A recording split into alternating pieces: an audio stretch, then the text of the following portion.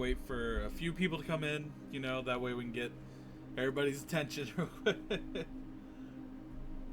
I'm hoping that we could save like a little copy of everybody here, because I'm gonna see how well the AI does with 4 characters. I was running it with 3, and it worked fairly well. They are a little quirky at times, which is going to be great. Yeah, we'll wait a couple minutes here.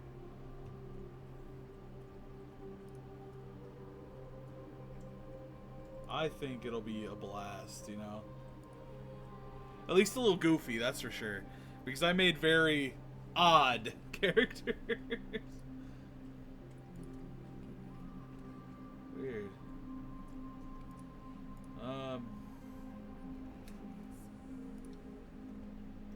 So.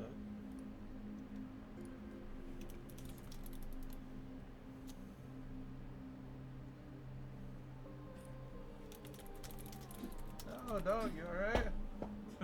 Drink water a little too fast again?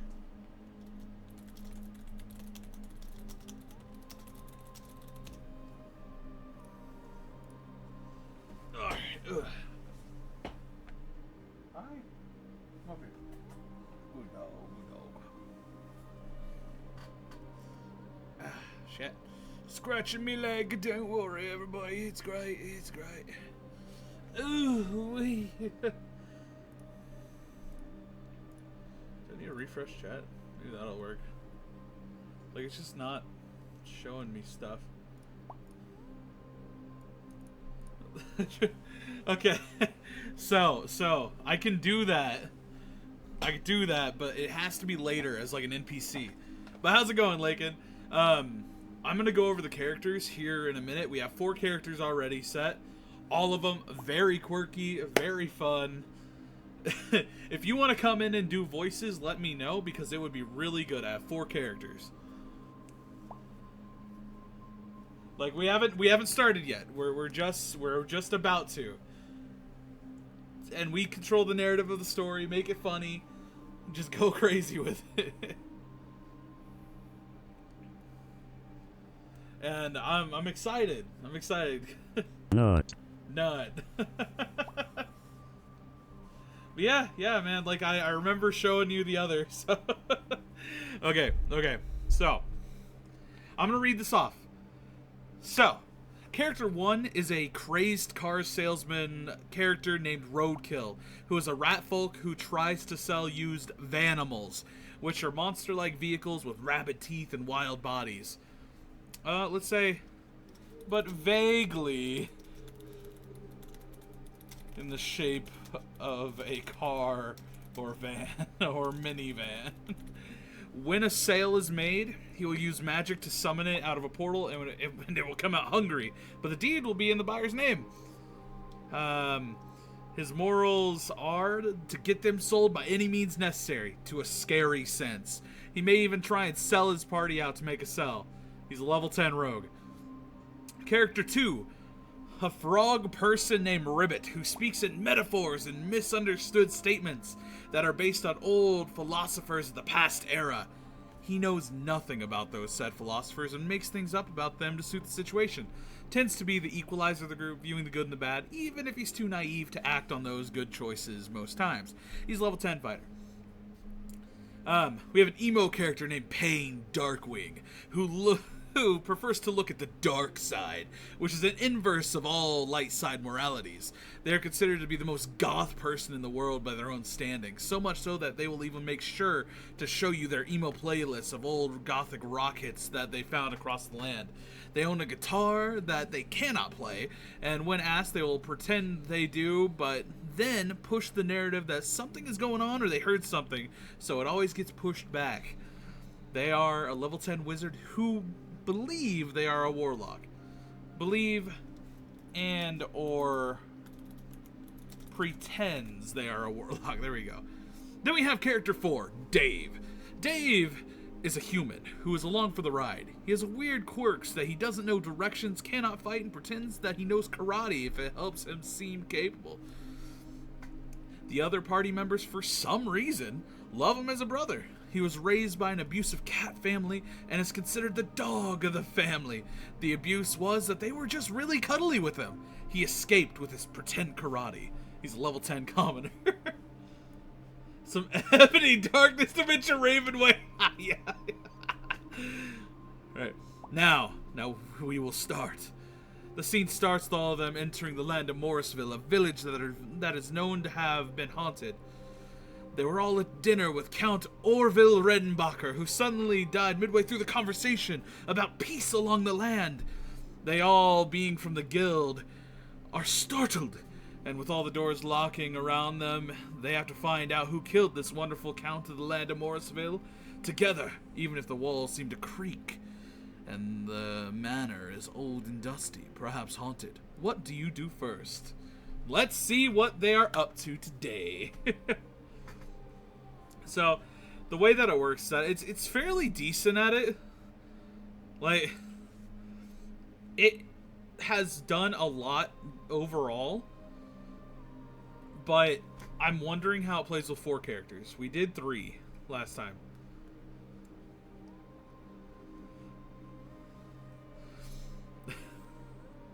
Alright, here we go. They are building up the post. Let's see what we do. What we can put them through. Now, the sudden final thud of Count Orville Redenbacher's face hitting his plate of half-eaten pheasant is punctuated by a series of loud echoing clangs as every door and window in the dining hall is barred shut by some unseen force. The dust motes dancing in the candlelight seem to freeze. The manor, once just odd, now feels predatory. Roadkill. Here we go. All right. We got full response from everybody. This is good. This is good. So, roadkill. The rat folk's whiskers twitch, not in fear, but in avaricious excitement. I cannot say that. A vicarious excitement? The sound of locking doors isn't a trap. It's the sound of a captive audience. His beady eyes gleaming like polished obsidian dart from the dead Count to the panic faces of the servants cowering in the corner, and then his own party. Well, well, well, Roadkill chitters, rubbing his grimy paws together as he hops onto his chair. Looks like we got a classic lock the room scenario on our hands, folks. A real pickle. A situation that screams for a reliable all-terrain, high-security mode of transportation to, get away from it all. He gestures wildly at the far wall. Can I interest any of you in fine trapped individuals in a mausoleum minivan? Just imagine it. Reinforced bone plating, a soul scream for a horn, and an appetite for whatever's blocking your path. For a limited time offer, I'll even throw in undercoating, which is mostly just ectoplasm. What do you say? Ignoring his own pitch for a moment, the rogue's instincts take over. While everyone is distracted by the death and noise, Roadkill will attempt to slyly slink over to the Count's body. He's not checking for a pulse. He's checking for a purse. It will use a sleight of hand to discreetly search the Count's pockets for keys, coin, or perhaps a pre-signed deed to the manor. He's the Joker, baby! Ribbit. Ribbit, the frogman, slowly places his fork down, his wide eyes blinking methodically. Why do I see it like one eye opening, one eye closing, going back and forth? He surveys the scene with an unnerving calm, his throat pouch inflating and deflating in a steady rhythm. He croaks, his voice a low, resonant rumble. The great philosopher Pondenges once mused, is a fly trapped in amber truly trapped, or has it simply achieved a permanent state of being? The universe has shut these doors not to cage us, but to ask a question. He pushes his chair back and stands, his powerful legs making him tower over the table. He walks toward the center of the room, his webbed feet making soft slapping sounds on the marble floor. He looks at the panicked servants, then at his companions. To find the answer, one must first understand the question itself. The river does not flow backwards to discover its source. It pushes forward. I love gambling. With that, Ribbit will approach the body of Count Redenbacher. He won't touch it yet. Instead, he will observe it from all angles, looking at the position of the body, the state of the food, and the expression on the Count's face. He is looking for the disharmony of the scene, the one ripple in the pond that doesn't belong.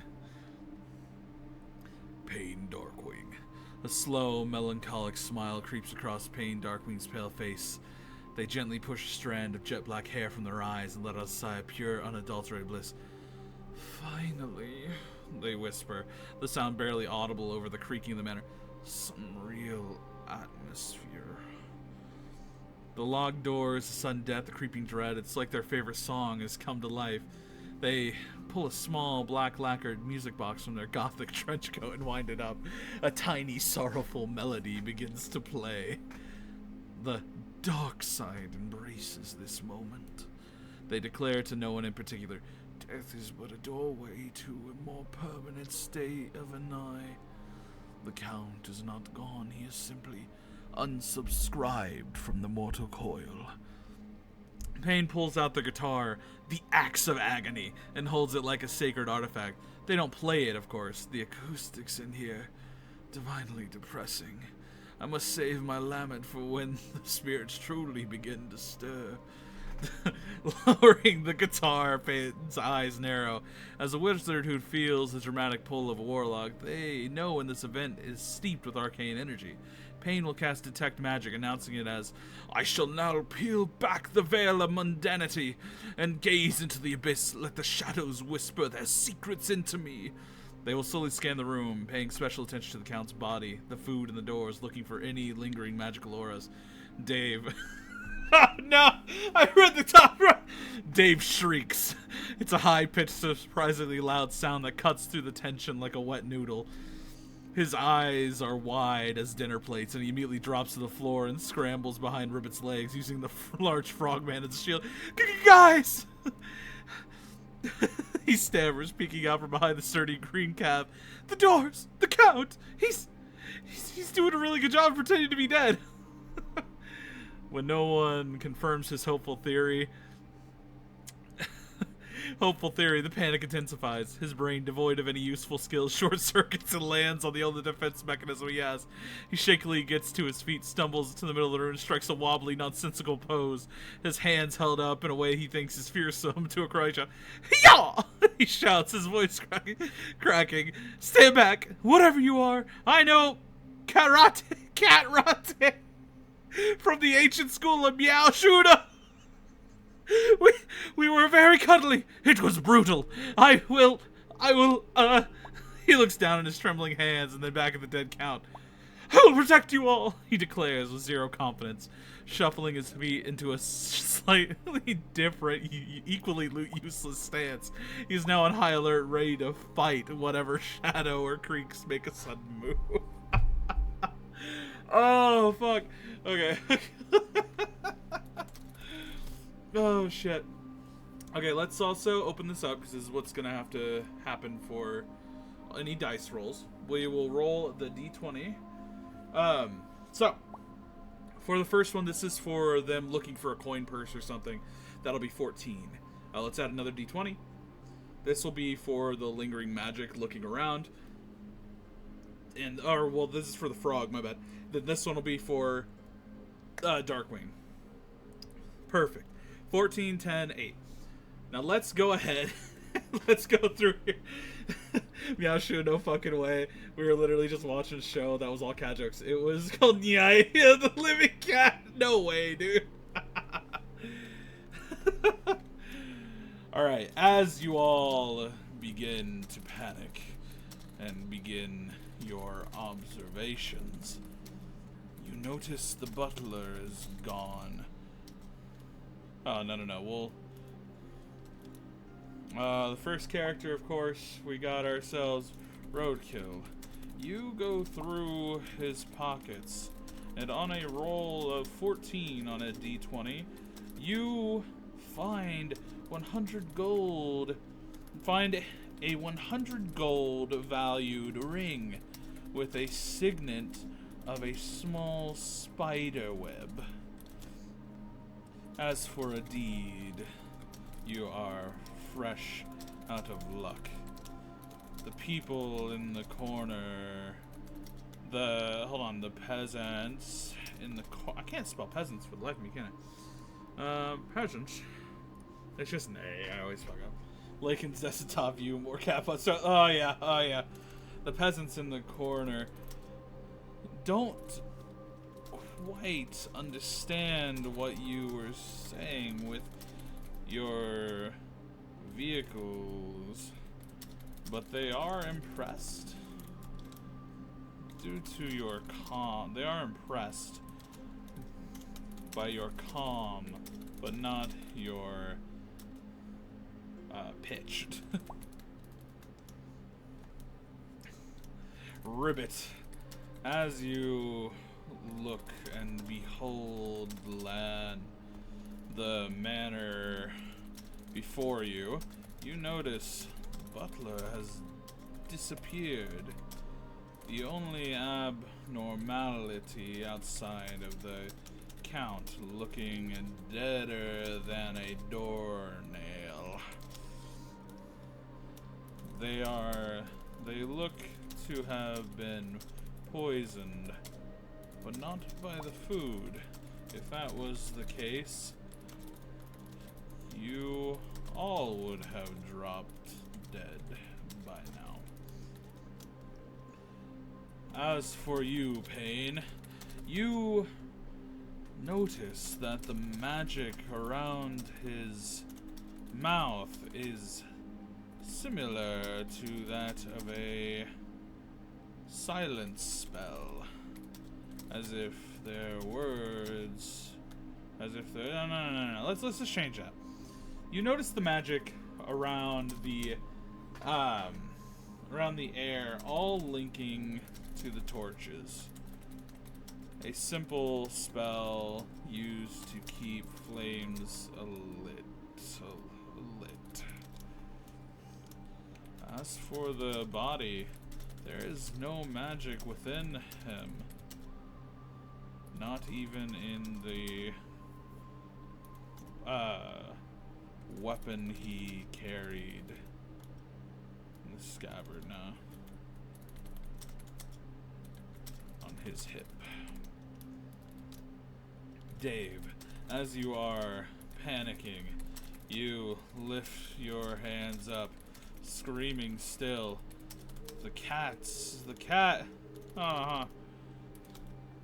You don't really find any hope fighting forth any ghosts, ghouls, or goblins, but for a moment you embraced the what was the school that he said? The school of Meow Shudo, and your body instinctively poses into a position. Yeah, you sleep well, my love, and make sure that you are getting proper rest. Your body instinctively poses. Probably gonna say hello before perishing with death. Oh, you make sure that you're okay. Your body instinctively poses into a position as if ready to clean yourself, but you suddenly stop, knowing social norms. Alright. What do you all do from here? Alright, here we go. So that's what we do. Roadkill and everybody, they got some value out of this, right? So let's see what they keep going. They're gonna find out this murder mystery, you know?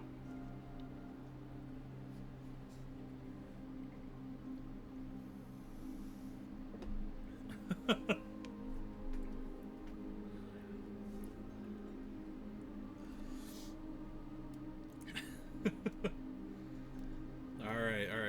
They're integrating new details and doing it. Let's see what they say. Alright. Oh, it's still thinking. No, it stopped. The manor remained silent for a moment, the only sounds being the crackle of the torches and Dave's ragged breathing.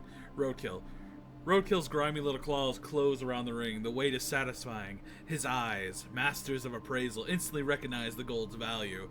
The spiderweb signet is a curious detail, but secondary to the immediate profit. With a flick of the wrist that is nothing short of professional, the ring disappears into a hidden pocket in his tattered cloak. A deposit, he squeaks to himself. He then turns his attention to the servants, who are watching him with wide, fearful eyes. He puffs out his chest. "See? Calm, collected," he announces, gesturing with a flourish. "That's the confidence that comes from knowing you got options. The doors are locked, the butlers vanish, and boss is a belly-up. A sticky situation that would be a whole lot less sticky with a Grave Runner 5000. 6 seats or 12 if you don't mind a bit of squeeze and the occasional gnawing." He hears Ribbit mentioning the missing butler, and his ears perking up. "Missing butler, huh? Can't sell a vehicle to a man who ain't here. A real shame. Probably realized the Count's extended warranty was about to expire and did a runner. Happens all the time." He begins scanning the room, not for clues, but for other unattended valuables. The dead man's ring is nice, but a whole dining set of silver? That could be a down payment on a fleet.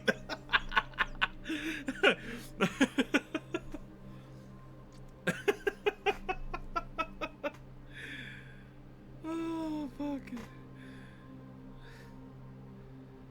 Ribbit finishes his slow circular examination of the room, his gaze resting on an empty space where the butler once stood. He brings a webbed finger to his chin, his expression thoughtful.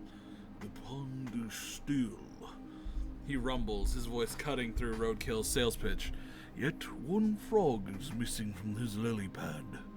The butler is gone." He turns his attention back to the Count. "And the great stream of life has been dammed by a single deliberate stone. The poison was not in the river we all drank from, but in the private spring meant only for the Count." He takes a deliberate step towards the head of the table where the Count sits slumped. "The philosopher Xenopus once argued that to understand the journey, you must examine the first step. Therefore, we must look at the Count's own cup, his own plate. The answer is not in what all shared, but what is his alone."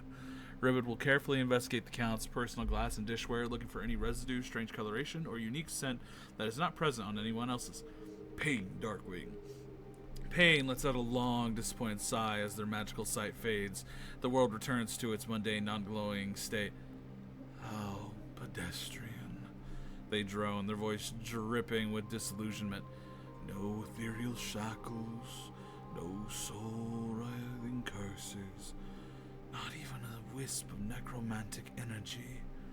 Just chemistry." They slump slightly.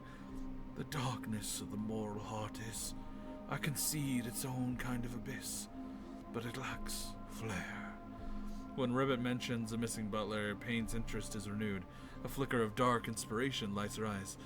"Ah, the valet of despair has fled the stage before the final curtain," they proclaim, a hint of excitement in their tone. "A classic trope, a beautiful tragic figure, haunted by what he has seen or done." They tune the guitar to a single mournful twang. "He is now part of the manor's sorrowful song." Payne turns to the group. "Forget his plate. His soul is what we must find. I shall prepare a scrying ritual to pierce the veil and locate his lost, melancholic creature. The shadows will show us where he cowers." Payne will begin looking around the room for a reflective surface like a silver platter or a wine glass to use as a focus for a potential scrying spell later, pretending it's a much darker, more involved ritual. Dave. As the adrenaline ebbs, Dave becomes acutely aware of his ridiculous poses, and one leg is bent, his back is arched, and the other hand is held up near his mouth as if he were about to lick it clean. He freezes, his face flushing in a bright crimson. "Just stretching," he blurts out, quickly standing up straight and brushing imaginary dust off his tunic. "Very important for combat readiness. Gotta stay limber." He hears Ribbit's conclusion about the poison and the missing butler, and a fresh wave of terror washes over him. "The butler?" "No, hold on. The butler?" he whispers, his voice trembling. He scurries back behind Ribbit, grabbing a handful of the frog's tunic. "He was so polite. Did he get eaten by the house? Is that what this house does? Oh man, he's probably a butler ghost now, and he's going to try and poison us with ghost poison." He peeks around Ribbit's side, his eyes scanning the shadowed corners of the room for any sign of spectral servant. "I don't know when he goes karate for ghosts." Alright, alright. So we have him hiding and looking, him going for an item, Roadkill looks grabbing all the silver. I have an idea for that. And then they are looking for, okay, let's see if they have any kind of specialty here. So here's for Roadkill. Here is for the frog. For the frog. And here is for Pain. So, these two work really well together. Alright. Roadkill, as you are going through grabbing all the china, let's not call it china, all the silver platters and plates, let's just say all the silver dishware.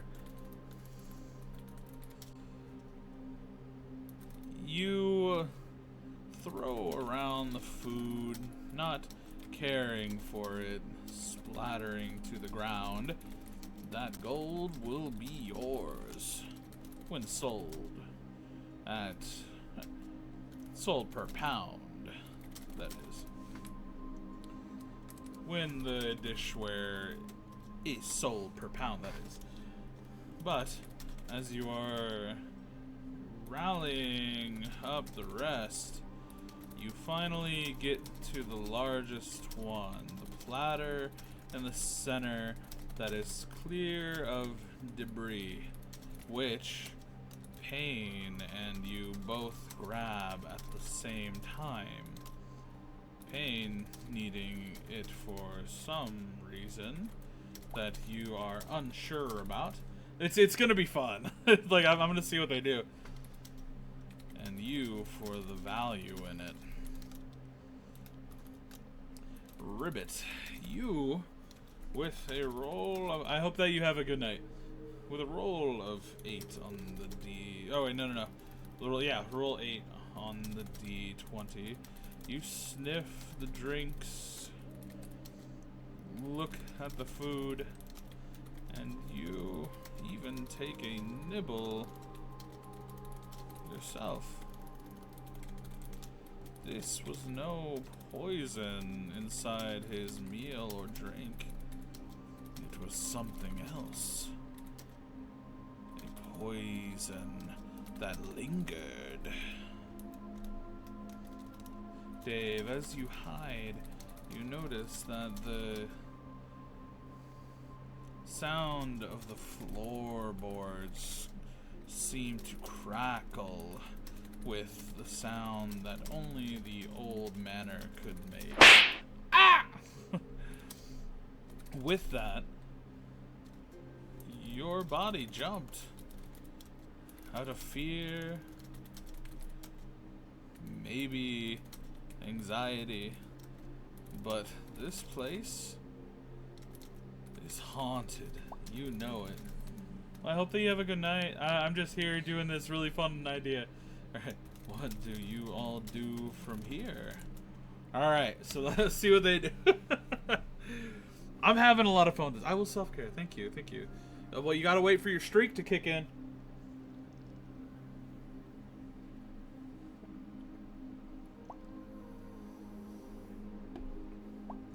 I always do.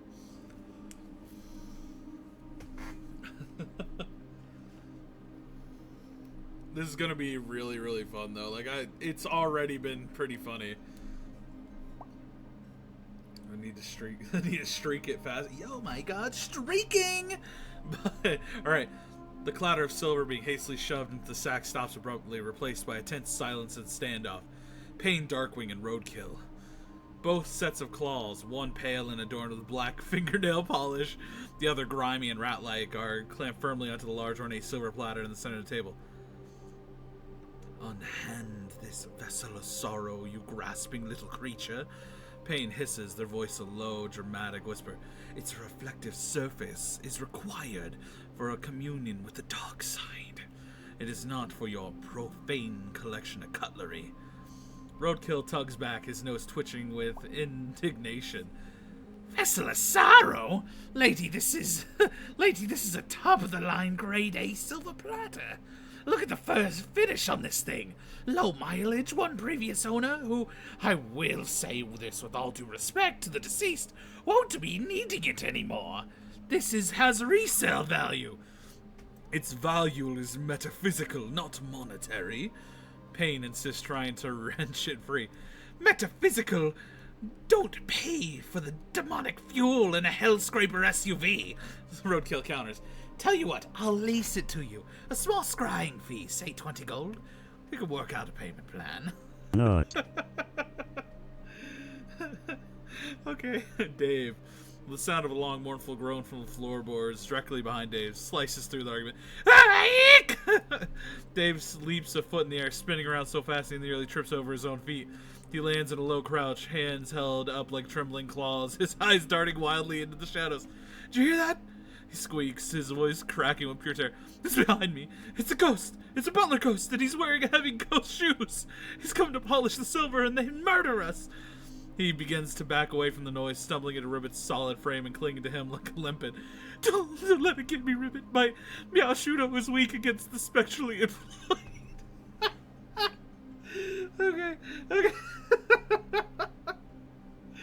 God damn it, Dave. Alright. 29. I hope that you have a wonderful night. Ribbit. Ribbit remained steadfast as Dave crashed into him. He had been ignoring the platter dispute, his entire focus on the mystery of the Count's demise. He gently pats Dave's trembling shoulder while his wide, unblinking eyes survey the scene. He takes a small, thoughtful croak. The taste of the pheasant is unchanged. The aroma of the wine is pure, he announces, his deep voice drawing the attention of the squabbling duo. The low roll on his investigation has not yielded the answer, but has illuminated the path. The great sage Kroko thought that when the riverbed is dry, one must check the clouds for rain. He gestures from the Count's plate to the Count himself. The poison was not a river he drank, but a rain that fell upon him. It did not enter his mouth. He carefully leans over the body, his eyes examining the Count's head, his ornate clothing, the hilt of the ceremonial sword is hip. We are looking in the wrong place. What did the Count touch? What did he hold? The poison lingers, but it was not on the menu.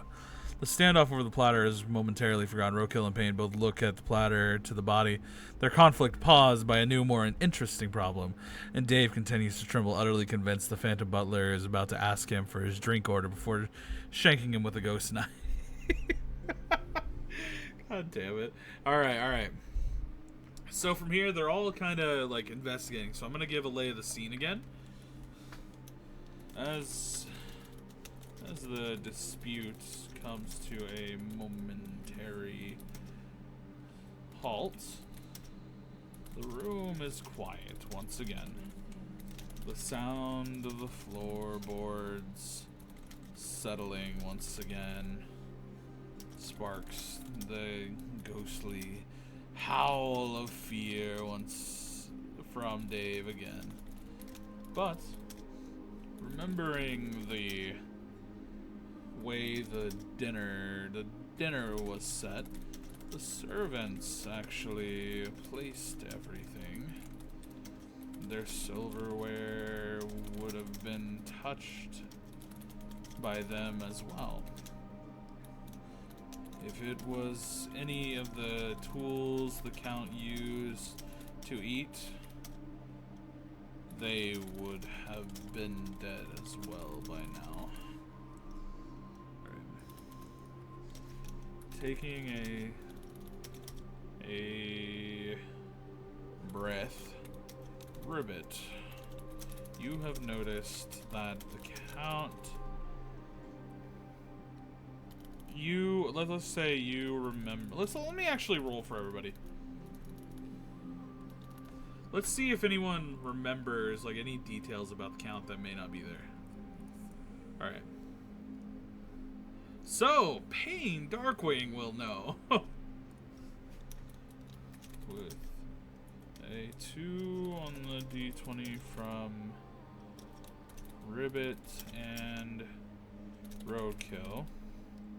You don't remember much of the night or much else from the Count.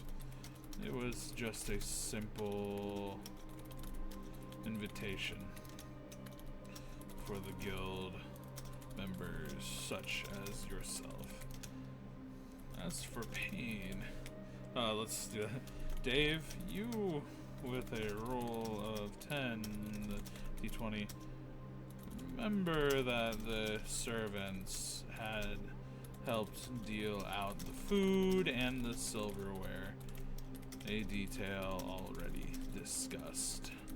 As for Pain, with a 20 on the D20, you have remembered a potential critical detail. The Count is deathly allergic to honeycomb.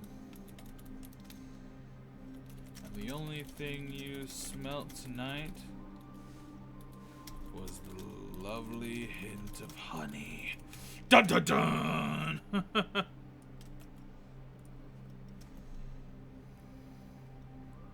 Alright. What do you all do? Alright, let's see what happens from here.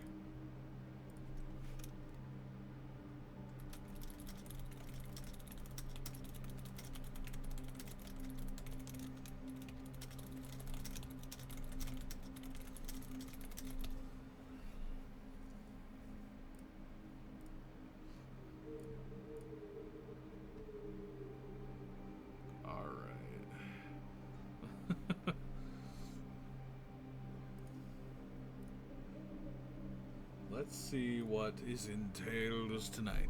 The floorboards settle with a final groan. Dave lets out another terrified whimper, convinced the ghost has merely paused to reload its spectral weapon. Roadkill and Ribbit both rack their brains, but the dinner conversation was a dull affair, forgettable prelude to the current chaos. Pain, Darkwing. As the others flounder, Pain stands perfectly still, their eyes closed. A single black-gloved finger rises to the temple. A chaotic noise of Dave's panic and Roadkill's avarice fades into a dull hum. They are accessing a memory, a darker, more subtle clue than the others, and their spiritual deafness had missed. Silence, they command. The word isn't loud, but it cuts through the room like a chilling finality of a closing coffin lid. Everyone, even Dave, freezes and looks at them. Your talk of poisons and platters is loud. It drowns the quiet whisper of the truth. Pain's eyes snap open, burning with cold intensity. There was an aroma earlier. Beneath the scent of roasted pheasant and the old dust, I detected something else. A cloying sweetness. The golden tears of the bee. They take a dramatic step toward the body, their trench coats sweeping behind them. At the start of the meal, the Count and I spoke of vulnerabilities. Beautiful flaws that make us fragile. He confided in me his profound tragic vulnerability, a fatal intolerance to the sweet sarcophagus of the honeycomb. Pain turns to the face of the group, their expression a mixture of grim satisfaction and poetic sorrow. He was not poisoned. He was betrayed by a flower's nectar. We are not looking for a poisoner's vial. We are looking for the source of that honey. Ribbit, who had been preparing to examine the Count's sword hilt, pauses. He looks at Pain, his wide throat pouch pulsing slightly. His own failure to recall this detail doesn't frustrate him, it merely clarifies the picture. Oh, he croaks, the sound of pure comprehension. The philosopher Poseidon once said, "It is not the size of the river that matters, but the nature of the single drop that overwhelms the vessel." He nods slowly, accepting the new information with serene gravity. The Count was a vessel that could not hold this single golden drop. Pain speaks the truth. The path is clear. He turns his broad head, his large eyes scanning the room with new purpose. We must find the source of this golden rain. The search begins anew. The rat folk blinks. The word allergy pings in its brain, immediately cross-referenced with the liability and voided warranty sections of his mental sales manual. Allergy? A pre-existing condition, He chitters, snapping his fingers. Oh, that voids the warranty every time, you see, folks. He announces to the terrified servants. This is a textbook case of poor atmospheric filtration. A tragedy that could have been completely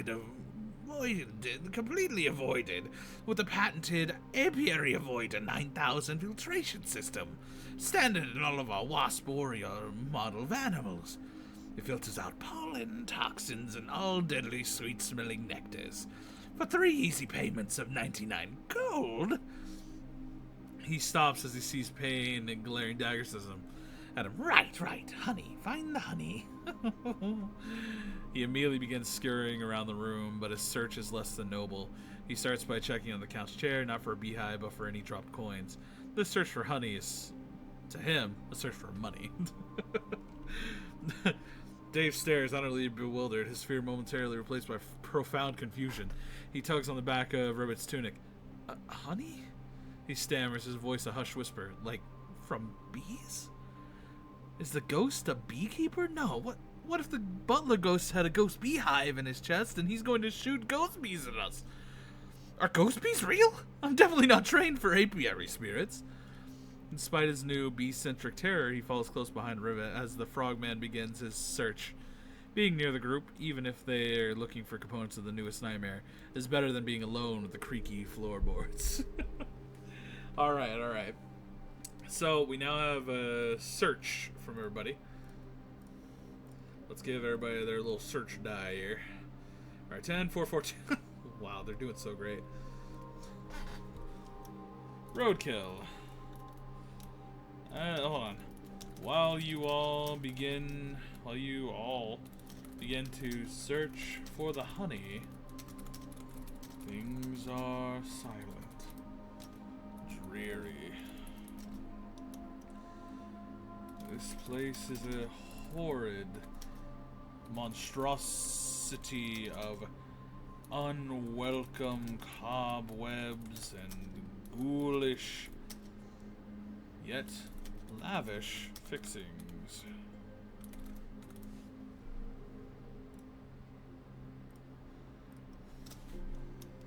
Roadkill. With a roll of 10 on the D20 during your search, you find a few spare pieces of gold encrusted medallions across the home.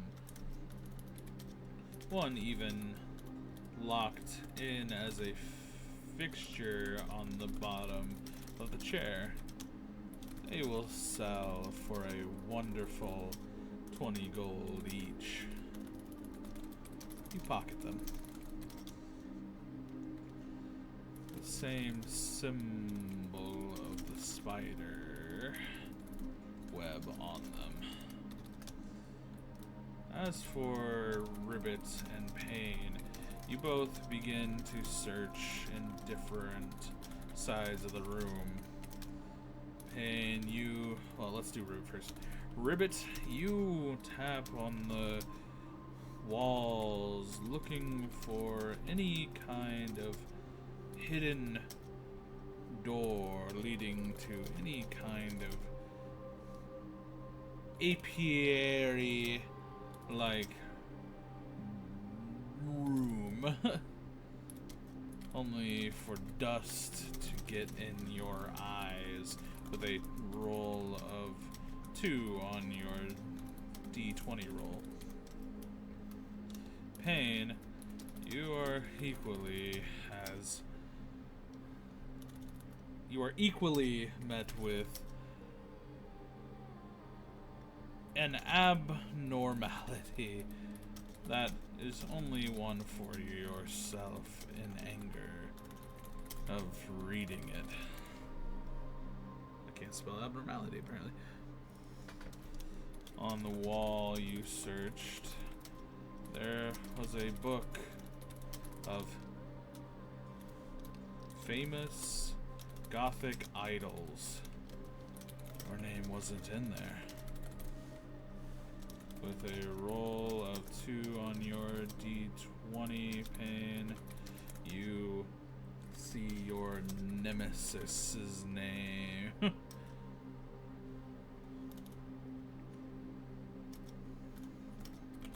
Inside. Dark mist, even fire, the fourth. The dark count of the Dark Lord of misfortune,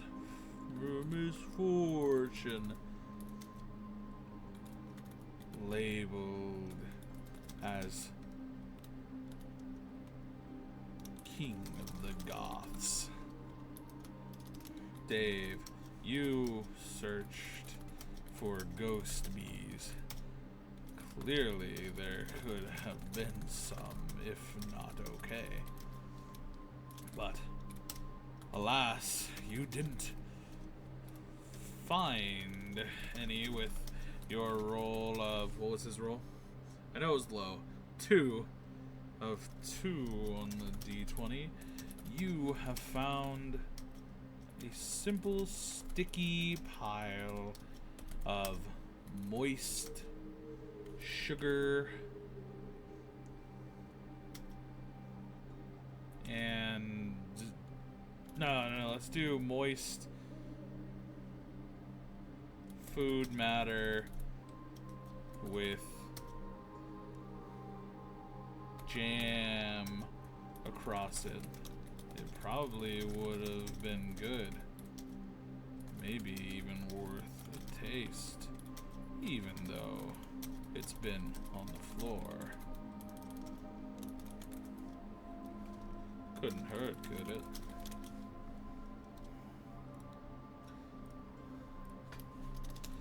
What do you all do with this? What all do you do next? Alright, so let's see what they all say to this one.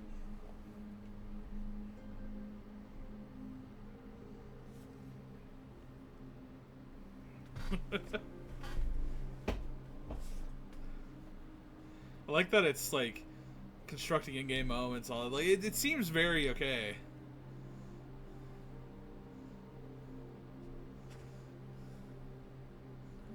But I am excited to see what happens from here.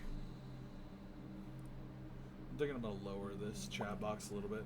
Yo, Mist. So, if you didn't know, we are running an AI like dungeon crawl to see if they can make it through this. It is currently 4 characters. One named Roadkill, which is a rat folk who wants to sell vehicles, even though they're called Vanimals and they are rabid monstrosities. Ribbit, who is a large frog folk who speaks in a whole bunch of different proverbs that he knows nothing about. We have Dave, who's just a common man, you know, just somebody who he's not a fighter. He knows karate, quote unquote, totally knows. He doesn't really. And they were the dog of the family and this cat family. They abused him, and by abuse, all they did was cuddle him really nice. And then finally, we have Pain Darkwing, who is a gothic warrior deemed to be the most gothic in the world. Yeah, more or less. He deems himself that. He can't play guitar, but has one on his back. And he is very eager to not play the guitar. And he is he's really edgy. He views the dark side of things versus the light side morality. So let's read the next post that they do. The quiet search settles over the grand dining hall, a tense, dusty silence broken only by the occasional scuffle of Roadkill's claws or a terrified squeak from Dave. Roadkill. Roadkill operates with the quiet efficiency of a professional asset stripper, while the others search for clues. He searches for collateral. His beady eyes spot the glint of gold under the couch chair.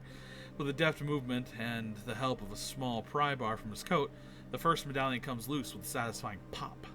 He sees the spiderweb symbol again. He mutters to himself, his whiskers twitching.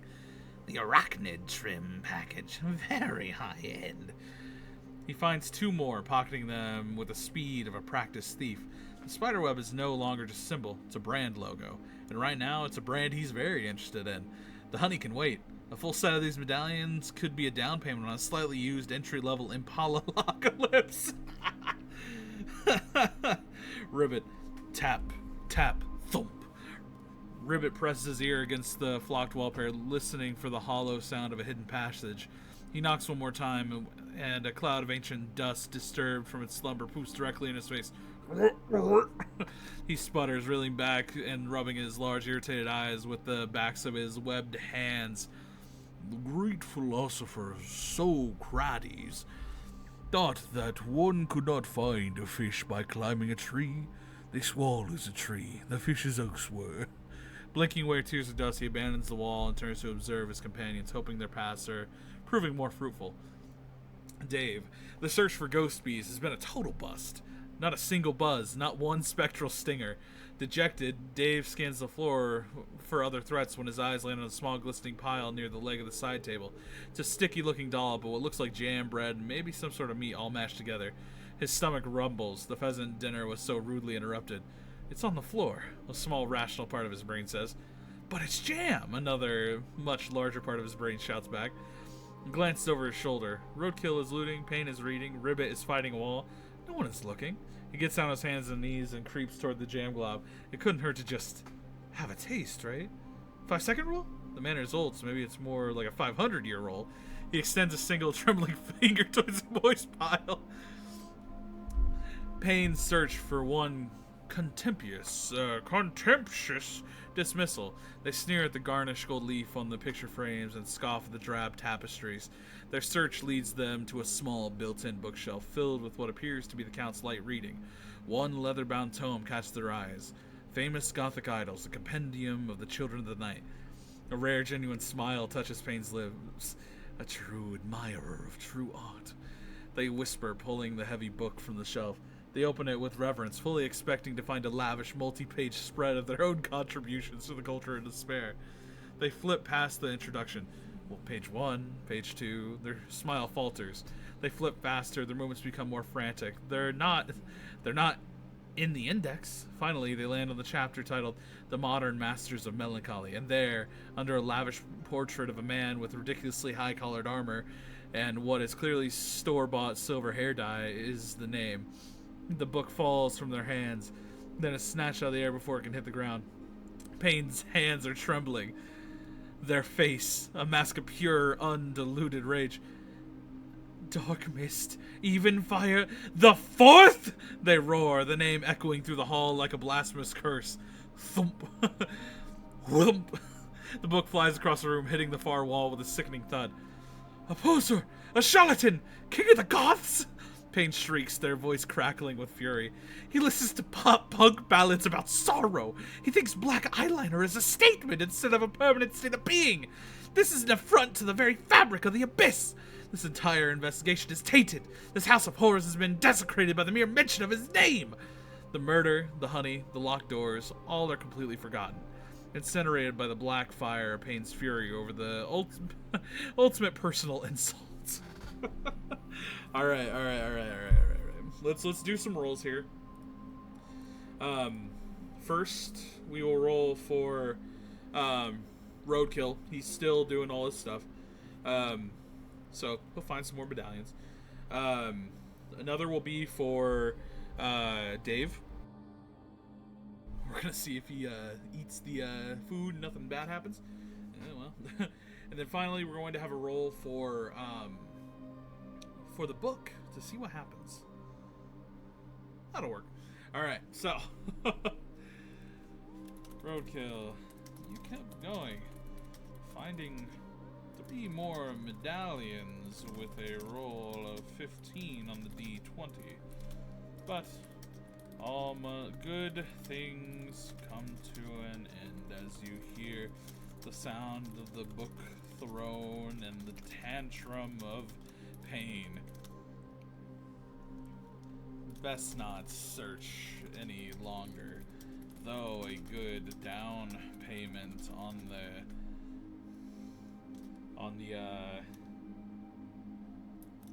Poro Orsh Ravenclaw package SUV would have been really nice for your personal collection. Ribbit, your eyes finally calm down as you look around and see Payne angrily reading and throwing his tantrum before you duck out of the way of the book, noticing the wonderful sight of Dave under the table. Dave, with a roll of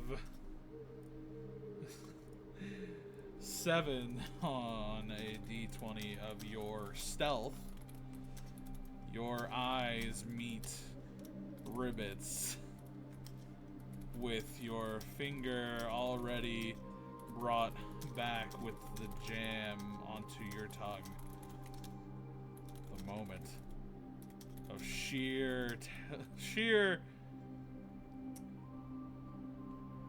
unconventionality. I'm gonna say unconventionality. No, I don't know. Let's say the moment of sheer,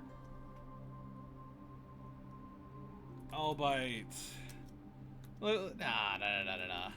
A very misguided moment that you definitely won't be coming back from anytime soon. You just ate that off the floor. Damn, was it good.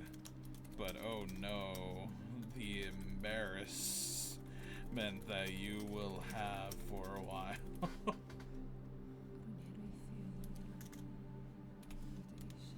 But that is soon met with the sound of the book in the distance being thrown.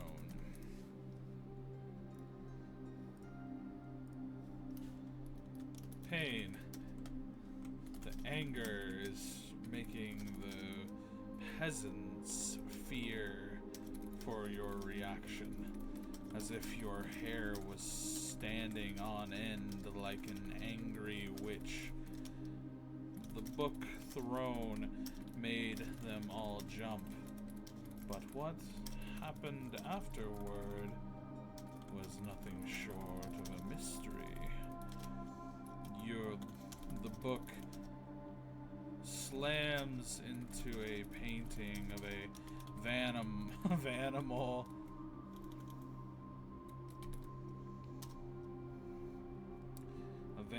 and Count Orville's.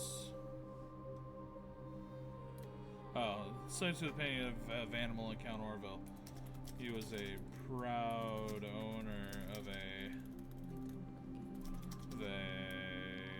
what was the one that he saved? That he said earlier, like,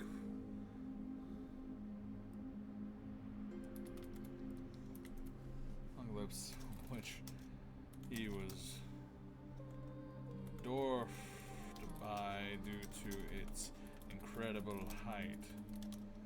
When it lands face down due to it being hit, the painting falls. A blueprint of the manor lies on the back. Normal. You all see the blueprint itself is common, with 3 extra rooms on the side. One looking to go deep down into the cellar. One that spans the entirety of the compound by the looks of the blueprint. And it appears is. It is right under the chair, under the area where the chair of the Count sits. That's sad. This is sad. What do you all do with this information? Let's just do what you all do. It's kind of been the go-to. All right. So let's see what they find. Prioritizing loot and strategy. I actually am really enjoying this, guys. I think we're going to do mystery ambience now.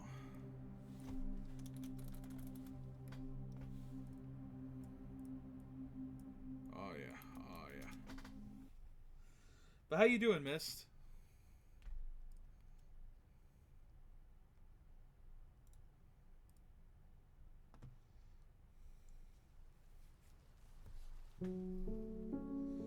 The echoes of Pain's fury and thud of the book fade, leaving a ringing silence. Everyone's attention is now fixed on the falling painting, and the secret is revealed. Roadkill deftly sweeps to the last of the spiderweb medallions into a reinforced pouch, the jingle of the gold a sweet melody to his ears. Pain's tantrum was loud and unprofitable, but the result has potential. His eyes first lock on the painting itself. Aha! A man of taste, He chitters, pointing a claw at the image of the Count standing proudly next to the monstrous vehicle. A classic Impala Apocalypse. See, folks? Durability, style, a satisfied customer. He probably died of natural causes, completely unrelated to anything. This is practically a 5-star review. His attention is then snagged by the blueprint. His gaze sharpens, and What's this? What's this? An off-the-books extension? Unlisted corridors, and that's where they keep the good stuff, folks. The vintage valuables, the untaxed treasure. Forget the silverware, this is a map of the whole treasury. He begins rubbing his paws together, the honey completely forgotten in favor of the hidden gold. Dave and Ribbit. In the quiet moment before the book flew, Ribbit's vision cleared. He turned just in time to see Dave crouched on the table like a gremlin, a finger laden with the floor jam halfway in his mouth. Their eyes met. Dave freezes, the jam-covered finger hovering, his expression a perfect portrait of shame. As the book smashes in the wall behind Ribbit, Dave flinches and instinctively pops the finger into his mouth. It's surprisingly good, a mix of berry and what might be bacon. The sudden, intense flavor is immediately overwhelmed by the tidal wave of mortification as he realizes Ribbit is still watching him. Ribbit simply blinks. Once. Twice. He offers no judgment, only a deep, profound, silent understanding of the strange paths a mortal soul can take. Dave scrambles out from under the table, his face be red. He stammers, wiping his mouth with the back of his hand. I was testing it for honey, you know, for the clue. Ribbit simply pats his shoulder as he moves past him toward the newly revealed blueprint, an unspoken absolution for the sin of eating floor jam. Pain's heavy breaths begin to steady. The rage at their nemesis still simmers, but is now overlaid with a thick, satisfying layer of smug vindication. They sweep a strand of black hair from their face and glide towards the fallen painting, their boots silent on the floor. It seems my righteous fury has rent the veil of secrecy from this place. They announce, their voice dripping with dramatic importance. An accident? No! The dark side works through those with the passion to embrace it. My pain was the key that unlocked this man's heart in darkness. They sneer at the painting of the animal, though I must say the Impala Apocalypse is dreadfully ostentatious. A Mercedes G-Wagon would have been far more tasteful. God damn it. Their gaze falls upon the blueprint, and their eyes light up with genuine excitement. A passage led deep into the cellar. Exquisite. A wound in the earth's flesh, festering beneath us. The anger at dark mist, even fire, is momentarily forgotten. This is far more interesting. We must explore its depths immediately. All four of them now converge on the blueprint. Roadkill sees a treasure map. Pain sees a gothic wonderland. Dave sees a new source of terror, but Ribbit sees a path. He points a long web finger at the diagram on the back of the canvas. The philosopher map quest. Oh, fuck these.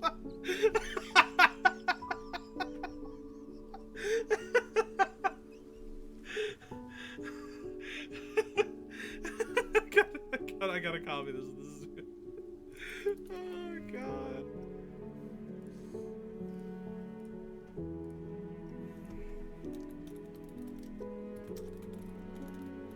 The mystery.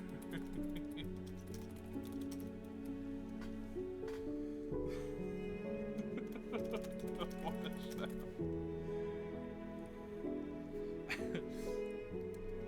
When lost in the woods, look not for the path you are on, but for the one you have just discovered. His finger traces the lines. This path He rumbles, tapping a spot marked directly beneath the dining table. begins where the Count's journey ended. We must find the entrance. Alright, let's keep going.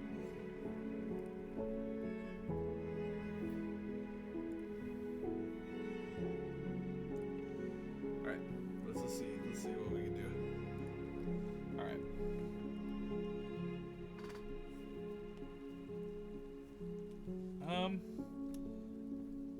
With everything happening at once, the understanding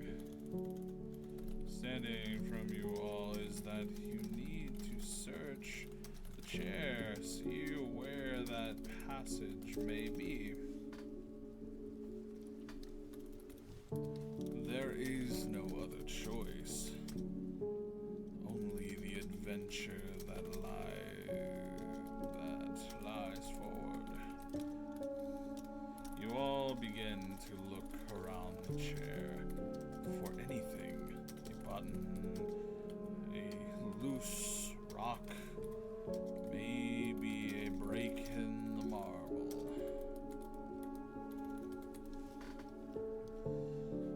Let's see. Alright, this is for everybody. I'm gonna say that Pain is the only one that finds it. With all of your rolls, the only one that has found a solution is Pain, with a roll of 18 on the D20. On the chair, found an oddity. On the chair, there is a single indentation underneath the Count's arm, a slot for what looks like a small ring-sized hole with a spider web insignia. Where could you all find that? It definitely isn't something you all know about, but one of you does. What do you do from here? Let's see what they do.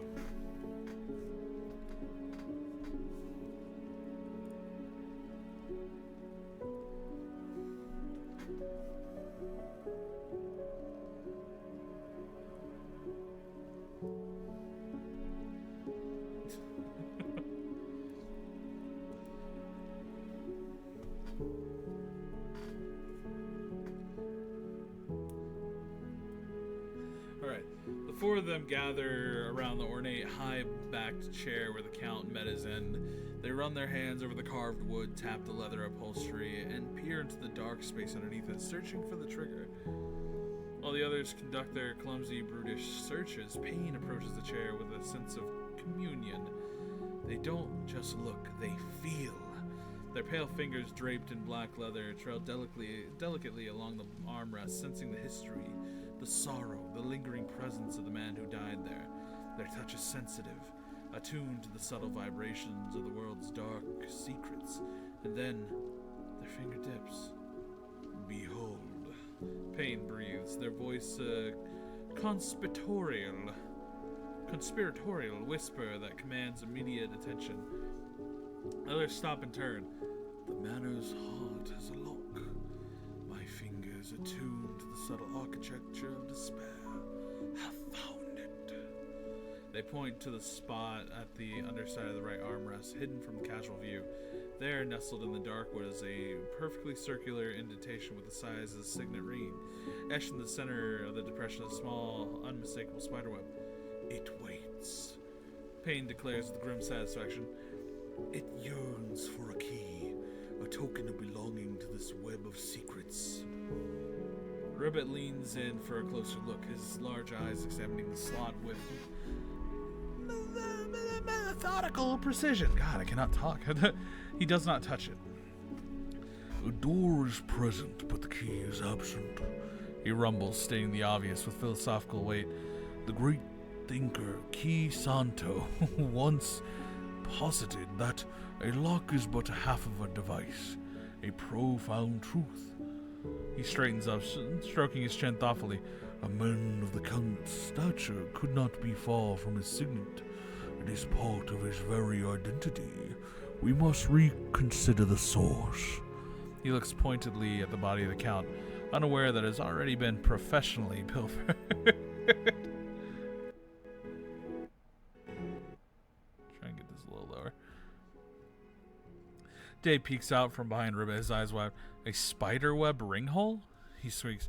Are we supposed to stick our fingers in there? What if it bites? What if it's a mimic chair? And it's been pretending to be a chair this whole time. And now it's going to eat us. Roadkill, do your animals ever pretend to be chairs? He tugs on Roadkill's sleeve, looking for reassurance. Roadkill. As Dave tugs on his sleeve, a jolt goes through Roadkill. He feels a hard circular shape of the 100 gold value ring pressing against his ribs from his hidden pocket. His beady eyes dart from the slot Payne discovered to the clueless faces of companions and back to the slot. Inside his rat-like skull, gears of avarice and opportunity begin to spin at a furious pace. Oh, you've got to be kidding me, he thinks, a wave of pure, unadulterated joy washing over him. He physically has to bite his tongue to keep from the chittering with glee. He puts his best, "Aw, shucks," expression, scratching the back of his head and squinting at the slot. "A ring, you say?" he says, his voice dripping with feigned ignorance. "With a spider web on it? Gosh, that's very specific. A real shame the Count ain't around to ask where he put it. There's a real pickle, folks. A real stuck between a rock and a hard place kind of deal." He lets silence hang for a moment, savoring their desperation. "You know," he begins a sly, salesy tone creeping into his voice as he turns to face them. "Sometimes in these situations, you don't need the original part. You just need a licensed third-party contractor to provide a workaround. For a modest fee, of course. A passage procurement payment, if you will." He looks from Payne to Ribbit, a greasy, toothy grin spread across his face. "Tell you what, I'm feeling generous. For, say, 50 gold pieces from the party coffers, I might just be able to acquire a solution." As you all hear his pitch, you think back to the gold that you all have. Collectively, you only have about 10 gold. You traveled light for this dinner, but you always could have a workaround if Roadkill had any kind of alternate option. Maybe even collateral. You all have important pieces on you. You are adventurers, after all. But judging by what he has been saying, you probably can assume they want something of double or triple that value to make it worthwhile. How do you proceed? Let's see what they have to say about it. I'm really, really thinking that Roadkill's party favorite. Great guy. Great guy, never anything bad, just a really fun guy. Nothing bad's ever happened to him. I think that it's gonna be a little goofy, you know. Oh, you know what, guys? I got like some Bavarian meats. Let's have some of that. These are good. Perfect to get us all going. Actually, I do want a sip.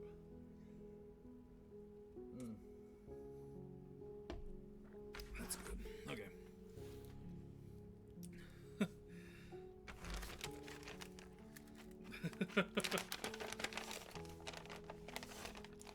Oh, God. Okay. Let me snack on this. And we'll do a little reading.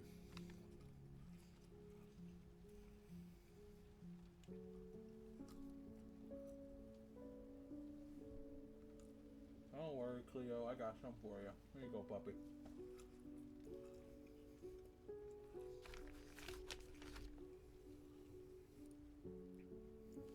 Okay. Woo! Yeah, baby.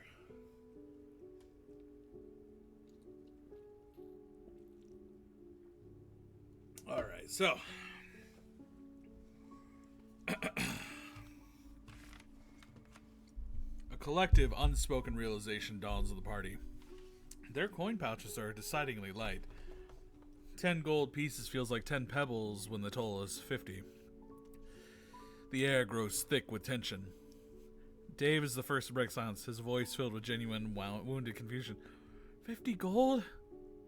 Roadkill, that's all of our gold and then 40 more gold, he says, his brow furrowed. But we're a team. We're friends. Friends are supposed to open secret spiderweb doors for each other for free. It's like the one rule of friendship karate.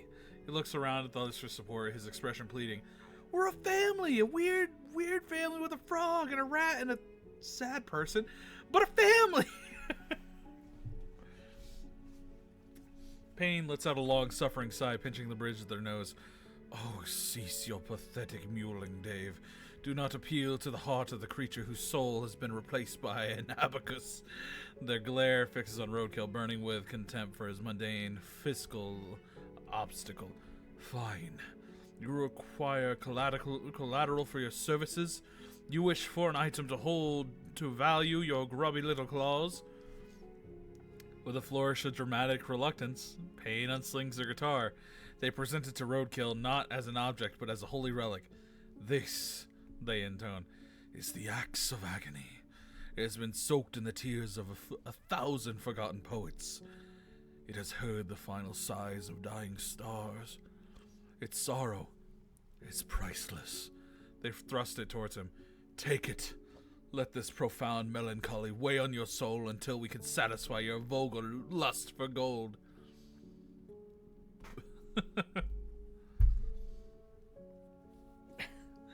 Roadkill squints at the guitar, takes in its unplayed pristine condition, and then looks back at Payne with a deadpan expression.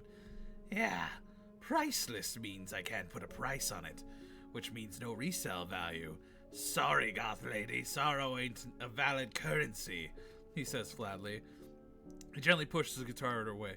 I'm running a business here, not an angst charity. And Dave, he adds, not even looking at him, the only karate I care about is ka-ching. He crosses his arms, foot tapping impatiently. Look, folks, the deal is simple. I got the key, you want in, the price is 50 gold, firm, unless you've got something shiny I can hold on to as insurance. Something with a bit of, oomph. Something that'll move off the lot if you default on your payment. His beady eyes scan them up and down, appraising their gear like a vulture circling a fresh kill. Hold, Ribbit says, his voice a low and steady rumble cuts through the tension. He places a heavy webbed hand on Payne's shoulder, silently urging them to lower the guitar. He turns to Roadkill, his eyes wide, showing not anger but understanding. The river must flow, but the boatman requires his fee. This is the nature of things. Your position has a certain internal logic. With smooth, practiced motion, Ribbit reaches over his shoulder and unslings the longsword from its sheath. It's a fine weapon, perfectly balanced, and the steel seems to drink the candlelight, hinting at a subtle enchantment. This is Pond Skipper, Ribbit says calmly. It has seen 100 battles and tasted the blood of tyrants. Its value is sufficient. He offers a sword to Roadkill, holding it by the blade. You will hold this as collateral. It is not payment, it is a promise. When we find treasure within these hidden halls, you will be paid your 50 gold. Then, Pond Skipper will return to me. He meets Roadkill's greedy gaze without blinking. This is the bridge we will build. Do you accept these terms? Does Roadkill accept these terms? Hey, Vivi. We are currently real deep in the AI campaign to see what they're doing. So the idea is that there's 4 characters. There is Roadkill, who is a car salesman rat. The frog, which is the frogman named Ribbit, who is like this slow philosopher that knows nothing about philosophers. Dave, who is a simple man, just a simple man. He's not really a fighter. Was raised by cats. And then finally there's Payne Darkwing, just a truly edgy emo character. All right, so here we go. Roadkill's beady eyes narrow, focusing entirely on the longsword. The pleas and insults of his companions fade into meaningless background noise. This has oomph. He takes the sword from Ribbit, his grimy claws surprisingly gentle as they grip the fine leather of the hilt. The weapon has a weight to it, a sense of purpose that goes beyond simple sharpened steel. He holds it up, angling it at the candlelight. A faint, almost invisible shimmer plays along the blade's edge. He chitters, a sound that is part appraisal and part purr. He runs a claw along the flat of the blade and feeling the perfect craftsmanship. Good balance, solid chassis, probably got a bit of a kick to it, eh? He looks up at Ribbit and then lets his gaze sweep over the rest of him. The greasy negotiating smile returns, but this time it's a smile of a predator that has just been handed the keys to the hen house. This sword is worth far, far more than 50 gold. Not. It's a win-win scenario, and winning is what Roadkill does best. All right, Frogman, we have a deal, he declares, his voice taking a formal, contractual tone. He tucks Pond Skipper securely into his own belt, looking ludicrously mismatched with his tattered coat. Let's be clear on the terms and conditions. No fine print. I hold on to this premium trade-in as collateral. Item is held in escrow pending payment in full 50 gold pieces. No substitutions, no returns. All defaults are final and result in immediate forfeiture of the asset. He pats the hilt to the sword. Pleasure doing business with you. With the deal struck and the collateral secured, Roadkill turns his chair. He reaches into his coat and then silences everyone but a stoic Ribbit. Pulls out the very spiderweb signet he lifted from the Count's corpse. Payne's jaw drops slightly in a rare break in composure, and Dave just looks confused. You had it the whole time? Of course I did, Roadkill chirps without looking back. Good business is about creating a need and selling the solution. Basic economics. He kneels down and starts swinging in the indentation. So, I don't like they had the last line, but he kneels down and starts to ring an indentation. The armrest gives a firm twist. There's a low grinding sound of stone against stone. A deep thunk echoes from beneath the floor. A section of marble tiling directly underneath the Count's chair begins to sink into the floor, revealing a dark, narrow staircase descending into the musty blackness below. Which, yes, that is the stairway, but I need to add some details there. Once the details of the stairway set in, you notice that the entire design is that of a spider, as if a cave meant for that of the worship, oh my god, of arachnids and other creatures such as that. speech in there. Okay. You all proceed, keeping your composure.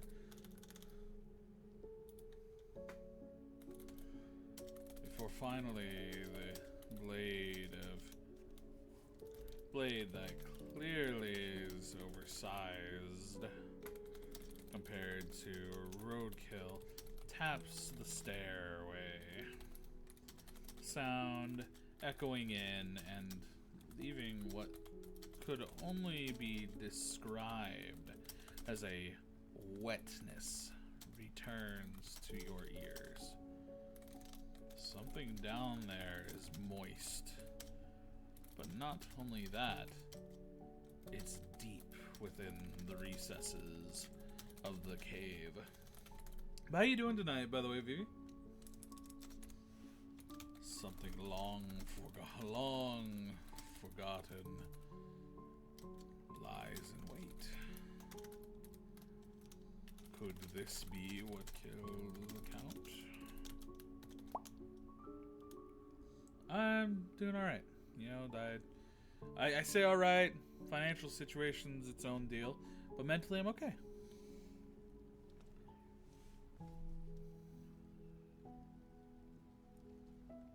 Could whatever that is down there be what killed the Count? Your buddies proceed furthermore. The distance is staggering. You end up making an exchange. Oh my god. Of positioning so that Ribbit is in front, the closest to a body blocking ally you all have. The light fading as the trap door seals shut, you all within the darkness without anything else. Oh, of course, and I thank you. You know, the belly slap leaving me pink-bellied. It's real nice. Do that with your eyes.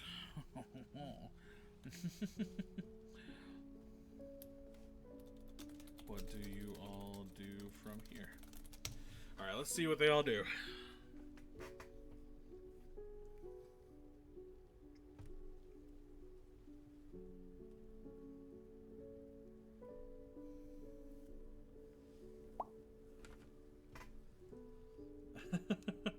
That's true, that's true.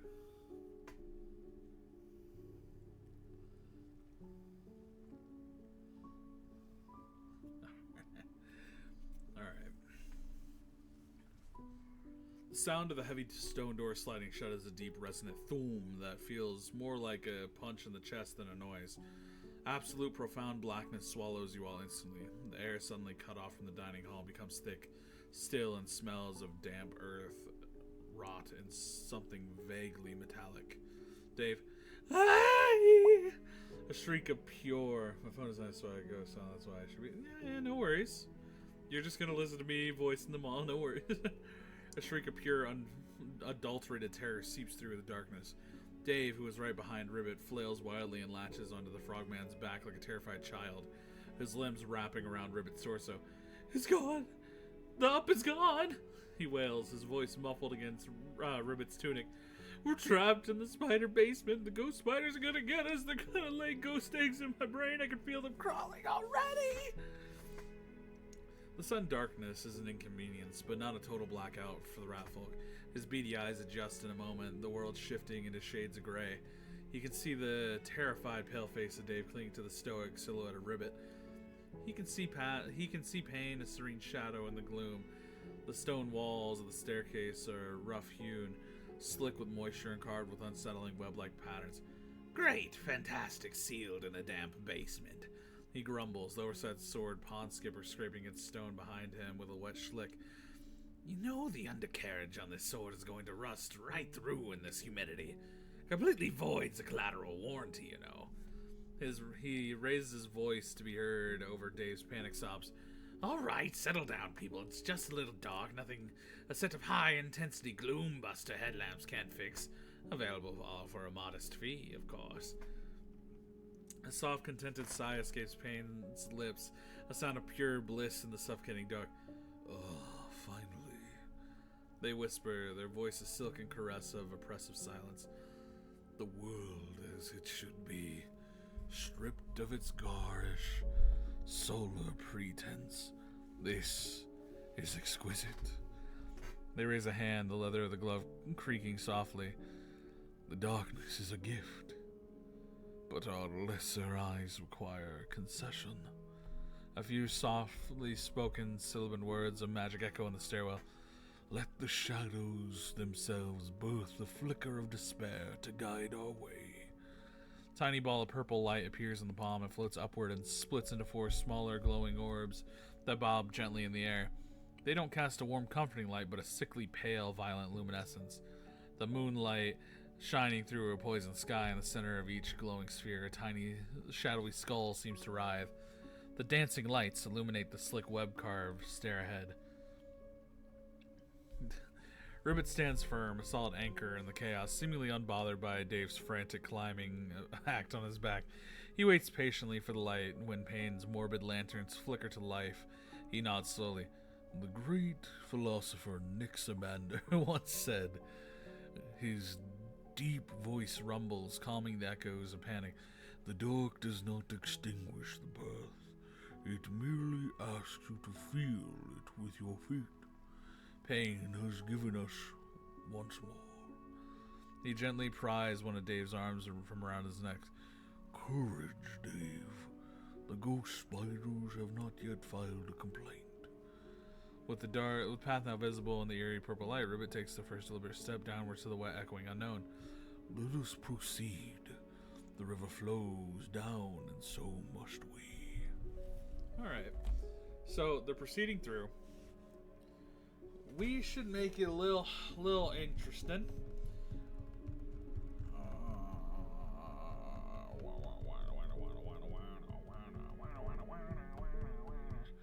Let's see how anything happens with each of them. Anybody roll a tarot? Oh God. Of course, it's gonna be Ribbit. Sorry, buddy. Ribbit and Dave. They're actually both closest, so that makes sense. When taking the steps forward, Dave, you remain on the back of Ribbit, making sure you are safe from any kind of monster or spider that lies in wait. Ribbit, you yourself have found way into the large undercroft, a large monument of construction and artistry. This place is an aqueduct, 10 sizes larger than the castle.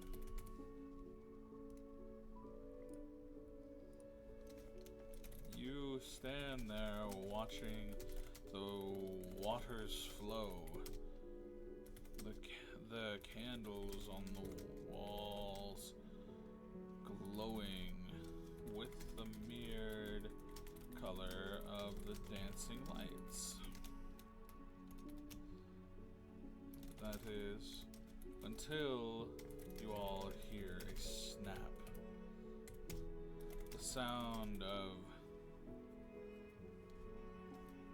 a trap being laid through. The walls divide. Ribbit and Dave with a roll of 3 on the D20 for Ribbit and 6 on the D20 for Dave, both begin to fall into what looks like spikes in the floor.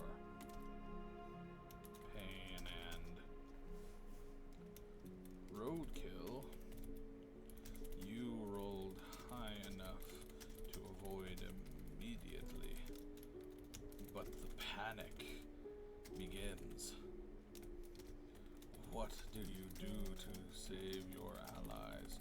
Or what do the falling comrades do to try and save themselves? Alright, let's see what they do. I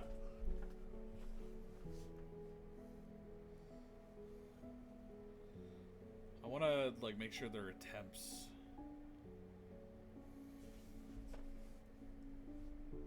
That way they don't just say, oh, I do this. It's like, nah, you're gonna attempt.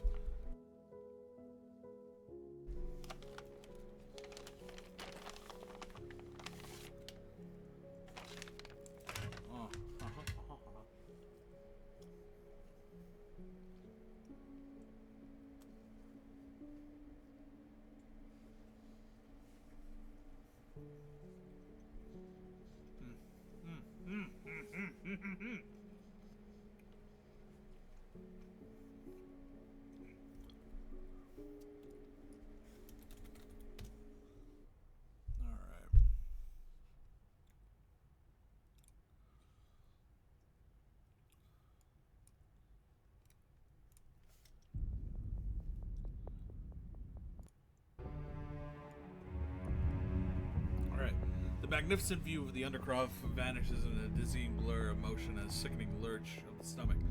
The floor is gone. For Dave, the world dissolves into a scream. He is clinging to Ribbit, his eyes squeezed shut, his entire being focused on a single high-pitched wail of pure terror. Not the spikes! Not the spikes! I don't want to be a kebab, Dave! He shrieks, his words a frantic, nonsensical torrent. Ribbit, do something! Pain, do something! Roadkill, sell the spikes of animal and distract them! Ribbit, burdened by the panicking human, has no leverage or no wall to push off of. The spikes rush up to meet them with lethal speed. Oh, God.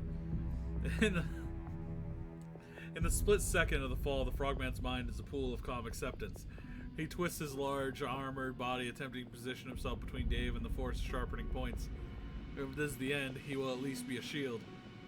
The great philosopher Gravitas once said, he grunts, the wind whipping past him. What goes up?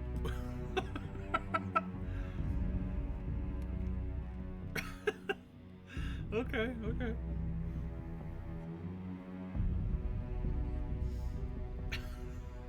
God damn it. On the stable ledge, Roadkill stumbles from the newly formed chasm, his beady eyes wide. He sees his two companions plummeting toward the spike, and a rapid-fire series of calculations flash through his mind. Okay. Asset retention protocol, subject A, frog impaled.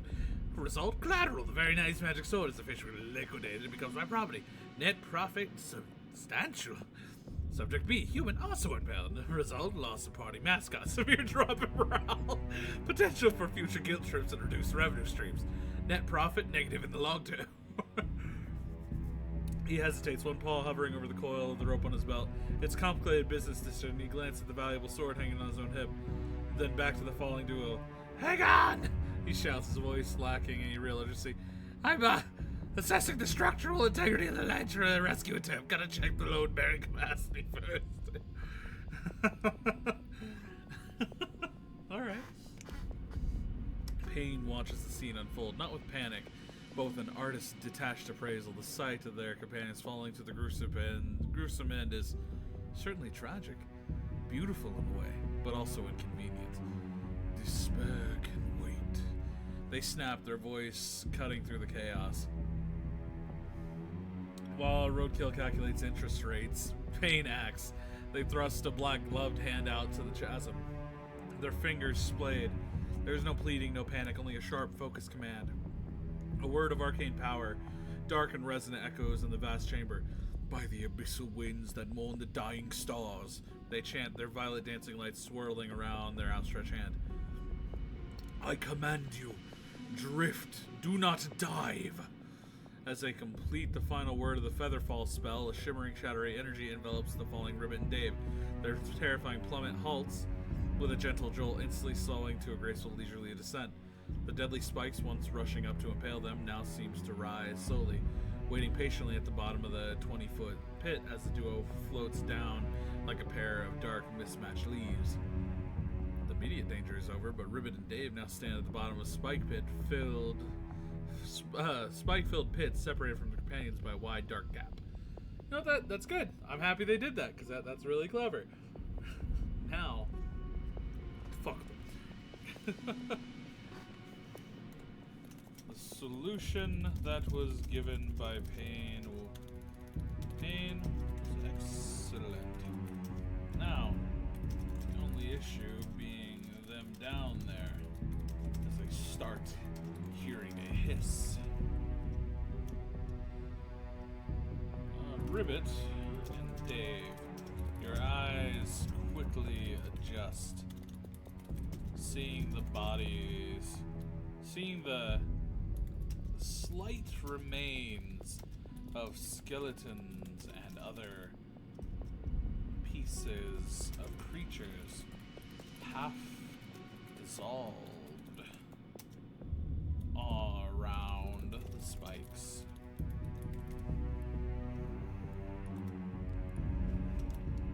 This hissing sound, acidic vapor.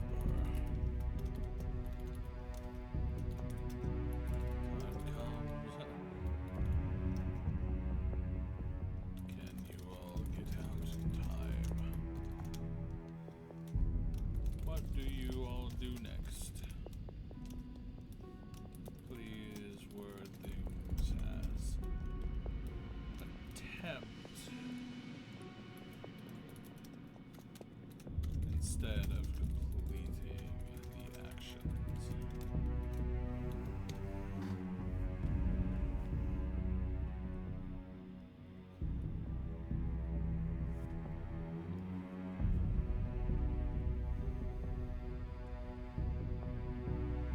I do like the feather fall.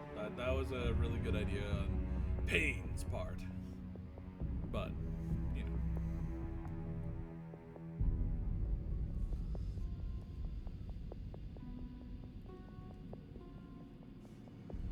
The gentle floating descent gives way to a harsh reality.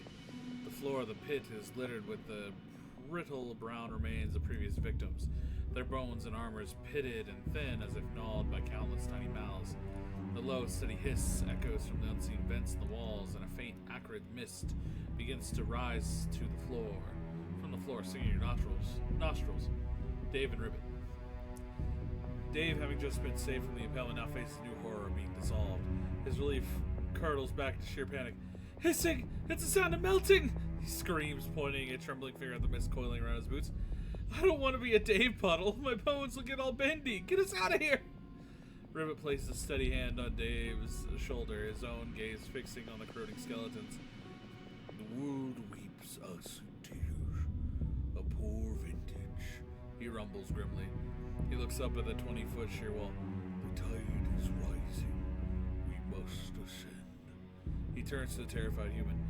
Dave, to the wall I will attempt to give you a foothold to climb. The lowest branch is often the first to escape the flood. Ribbit braces himself at the top of the wall, cupping his webbed hands to offer a boost. Following his lead, Dave abandons his scream for a moment and will attempt to scramble up the slick web-carved stone, using Ribbit's offered leg up. Roadkill peers over the edge, his whiskers twitching as he sniffs the acrid air. His eyes light up, not with fear, but with a cold, hard gleam of business opportunity. Whoa there, hold on a minute, acidic vapor, he calls down, his voice echoing. That's a hazardous environment. My rogue's union handbook requires I charge extra for that. Danger pay! God damn it. He unslings a professional-looking coil of silk rope with a grappling hook already attached. Alright, listen up. For a vertical extraction fee of, let's say, a mere 10 golds per head, I will attempt to secure a rescue line. Standard rate supply. My service is guaranteed. Your survival is not. He begins expertly swinging the grappling hook, preparing to toss it across the chasm to secure an anchor point. Pain looks down at the pit, their lips curled in disgust. The hissing is grating and the smell of the acid aesthetically displeasing.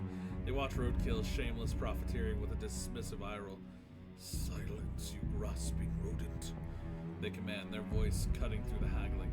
We have no time for your sordid little ignore roadkill completely and step to the very edge of the pit, looking down at the most helpless member of their tragic entourage. You are a burden, Dave. Payne announced with dramatic flair. But you are my tragic burden. They raise a hand, a single black glove, finger down at the cowering human. I shall attempt to defy the very chains of this world and lift you from your miserable predicament. Focusing their arcane will, Dane begins to chant the sibilant complex words of a transmutation spell, channeling to their power to cast Levitate on Dave, intending to raise him vertically out of the pit like a macabre puppet on an invisible string. See, that's good. That's good. It helps. It's God damn it. Oh boy. Let's see. Levitate will work, but now we still have, Ribbit down there. That poor frog. He's going to take some damage. Frog might die, actually. Let's see.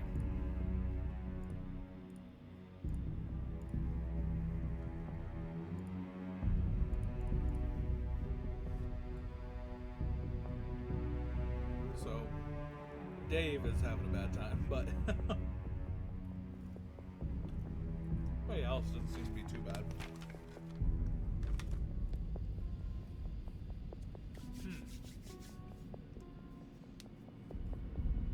Let's go ahead and have a little fun.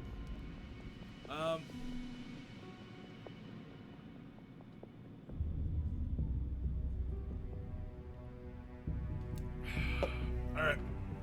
So, Dave, as you were stepping up with the help of Ribbit, your body raises up, spinning wildly. As you realize you are raising up, but your panic has caused you to spin around like a wild human balloon traveling upward. Ribbit, since you did not have any help in this moment, you take 1 heart of damage. All characters have 3 hearts. You are now at 2. 4 hit points. You are now at 2. As for you, Roadkill, with a roll of 11 on the d20, you find an anchor point and you let the rope down.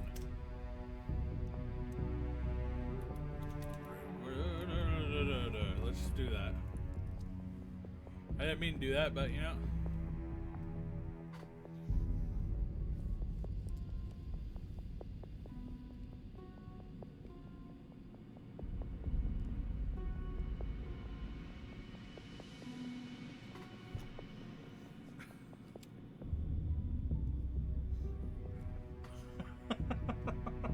I like that they're adding the, where they are, which is really funny. A strange, strangled yelp escapes Dave as his feet leave the ground. His world tilts, then blurs into a spinning vortex of purple light, slick stone in the distant, unimpressed faces of his companions. Dave ascending and spinning. Whoa! Whoa, whoa, whoa, whoa. Dave pinwheels wildly, his arms and legs flailing as he rises. Payne's levitation spell, while effective, did not account for the utter lack of balance or composure. He spins like a pinwheel in a hurricane, a blur of terror and motion. Up atop, the terrified spinning top! He shrieks, his voice shifting in a pitch as he rotates. Payne, stop the spin cycle, I'm gonna be sick. Is this what ghosts feel like? He'll attempt to stop his rotation by kicking his legs out, a maneuver that only succeeds in making him spin faster in the opposite direction. Alright. Payne watches the chaotic scent with an expression of profound disappointment.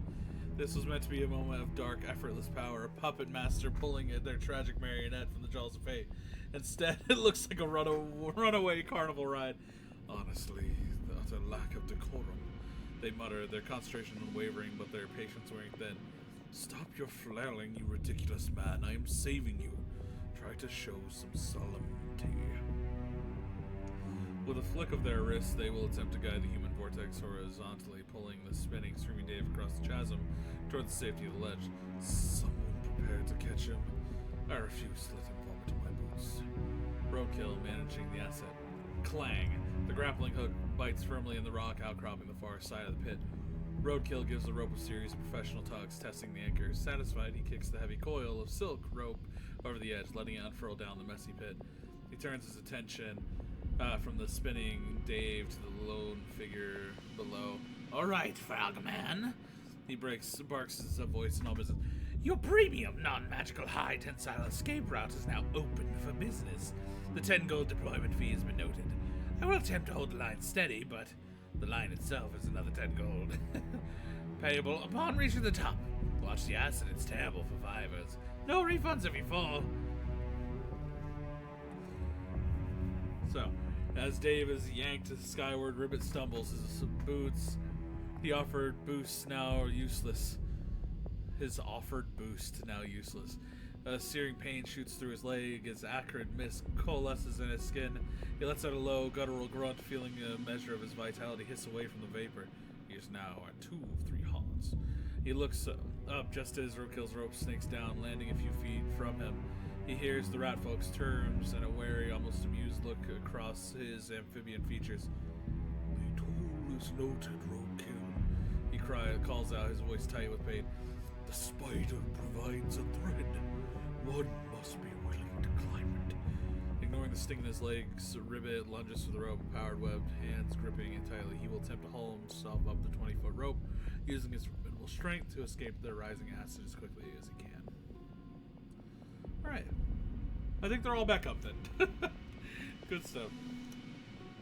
With the problem solved, you all managed to get free of the trap. Ribbit sitting there with the burns along their legs and feet. Dave hunched over on the side near the aqueduct, heaving from the spins, but alas, okay. Payne, you look at Dave. You did save him, after all. But the heaving sounds disgusting. Roadkill. You think maybe you're not going to get that gold? Now, you think maybe you should keep a ledger of all the fees they are building. After all, a good business has to pay their taxes.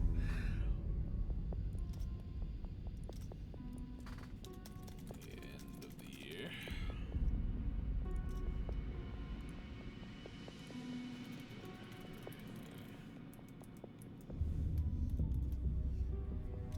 You proceed forward for a moment. You proceed forward after taking a moment to rest. Your body stiff, but now ready for whatever else may lie in wait. The smell of honey, clear as day in this area. Normally it would be a diseased sewer, but judging by the water and the smell, recently something changed. You all take a moment to see 3 paths in front of you.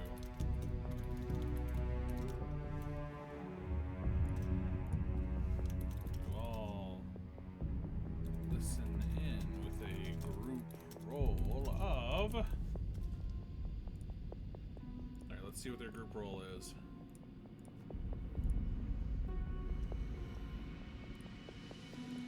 Group roll of 3 on the 20. You all hear mismatched noises. A crunching noise. A hissing noise. Potentially from behind you. The water. And the sound of echoes. Nothing that would help decide which path is best. You have a choice, however. Left, right, or forward. Each path of which is dark, with small torches leading deeper. What do you all do from here?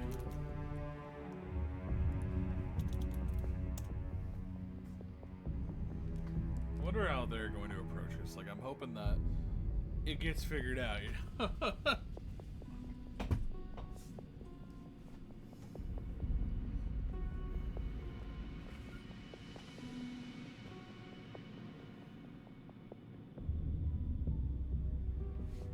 Violet glow of Payne's mournful lights cast long, dancing shadows along the massive, damp chamber. The immediate crisis is over, but the aftermath lingers. Rivet sits on a stone ledge, his usual stoicism marred with a grimace of pain. He examines the angry red burns on the acid and lesage, a tangible reminder of his new lower standing at 2 of 3 hearts. Dave, a few feet away, is hunched over on his hands and knees, dry heaving from the violent spinning rescue. The world is a nauseating blur. What the fuck? Oh my god, I love that they're doing this. Okay. The world is a nauseating blur, but at least a stable, non-dissolving blur. Payne watches Dave with profound disdain. I expend my formidable arcane energies to spare you from a gruesome demise, they state flatly. And this is the gratitude I receive? The sounds of gastric distress? Utterly pedestrian. Roadkill, meanwhile, has pulled out a small, grimy piece of parchment on a charcoal nub. He's scratching down a crude list. Ring acquisition fee, 50 gold, collateral held. Rope deployment, 10 grand. Rope use, 10 G. A ledger is crucial. Good business is all about meticulous records and future leverage. The choice. After a few moments to recover, the party presses on, following a now overpowering scent of honey. The aqueduct opens into a large circular hub where the water pools before branching off. 3 dark archways loom before you, left, right, and straight ahead. The confusing cacophony of echoes hissing and crunching offers no guidance, only constant of sweet smell of death. Roadkill's the first sweep, pointing at a decisive claw to the right. Alright, folks, listen up to the Vanimal business. The customer always turns right into the financing office. It's a psychological trick. The path of prosperity is always to the right. I say we go that way, of course. He adds, for a small Pathfinder's premium, I could attempt to use my expert rodent senses to be sure. Payne lets out a short, derisive laugh. Prosperity? You think we are seeking profit in a tomb like this? Your mind is a prison of commerce. They gesture elegantly to the left archway. The right path is for the righteous. The forward path is for the foolish and unimaginative. Only the left path, the sinister path, leads to the heart of darkness. The heart of true darkness. The crunching sound we heard, perhaps the sound of brittle hope, ground to dust beneath the heel of some magnificent sorrow. It calls to me. I will attempt to walk the path of the shadows. Ribbit, having bound his legs with a strip of cloth, pushes himself to his feet with a quiet grunt. He looks at 3 paths with steady gaze. The sage Potomac advised, when all sounds or whispers, the straightest road speaks the loudest. The noises are distraction, a cloud of flies, the honey is our river, and flows from the source. I'll attempt to proceed forward, the most direct route. Dave finally able to stand without the world strain looks at the dark three tunnels with their fearful eyes. Sinister path. Can we maybe not pick the one with sinister in the name? He whimpers. He shuffles close to the largest, most stable member of the party. Ribbit's way sounds less scary. Forward is good. Forward is away from the hissing, and I'm with the frog.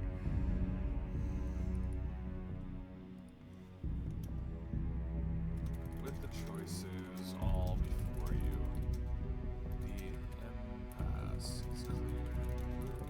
You have a choice. Split up or find a solution to which path is for you and go together. What do you all do?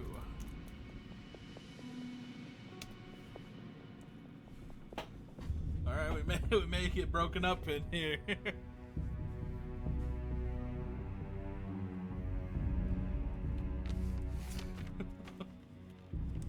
Defining the argument.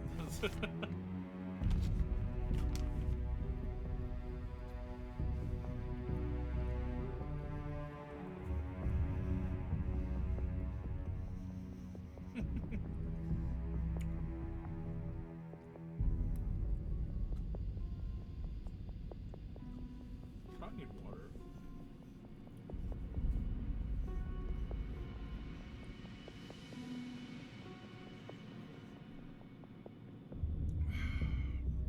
Good food. Good beef steak. The four companions stand at the crossroads, the party's progress halted, but not by a monster or a trap, but their own conflicting natures. Purple lights of Pain's spell cast triplicate shadows, each pointing down different dark hall. Pain lets out a long, weary sigh as if burdened by the sheer mundanity of the others. It is clear our philosophies are in opposition. They state, their voice echoing slightly in the vast chambers. The threads of fate have reached a divergence. Perhaps this is where we part ways. They turn towards the left path, their expression tragically resolute. I shall tread this sinister road alone. If I am to meet my end, let it be in the pursuit of true, uncompromised darkness, not physical policy or bland pragmatism. The words part waves, strike Dave with a forced physical blow. His face grows pale. No, splitting up. He whimpers the words, tumbling in a panicked rush. That's how everyone dies in the scary stories. Lone wanderer gets eaten first, and then the duo, and then the last person dies of scary loneliness. We can't. Ribbit, tell them we can't. He rushes over and stands directly in front of Pain, blocking the path out of his body. We have to stick together. It's the only way to beat the whatever is crunching. Roadkill shakes his head, snapping his charcoal ledger shut. The kid's right, Goth Lady, not because of feelings or stories, but because it's bad business. He gestures around the group. This is a portfolio of assets. You split the portfolio, you increase the risk of each individual asset. I've got collateral, multiple accounts receivable in this group. I'm not writing any of that off because you want to take a darkness walk. We stick together. It's the only way to ensure the return of investment. Oh god, here we go. Ribbit, leaning heavily on the stone pillar to rest his burnt leg, raises a webbed hand for silence. His calm, deep voice grounds the escalating argument. The philosopher Four-Way Stop once taught that a single branch is easily broken, but a bundle of branches is strong. We are a bundle, a strange, frayed, and often annoyed bundle, but a bundle nonetheless. To separate is to break. He looks from Pain's defiant face to Roadkill's calculating one. Our ears have failed us. Our logic has divided us. We must therefore rely on the sense that has led us this far. He turns his gaze fully to Pain. Pain, He says, his voice a low rumble of concession. it was your senses that first detected the honey, the very clue that brought us to this place. My path is one of simple direction. Roadkill's is one of avarice. Yours is one of intuition. This place of unseen threats, perhaps intuition is the sharpest blade we have. He gestures to the 3 paths. Choose your path of darkness.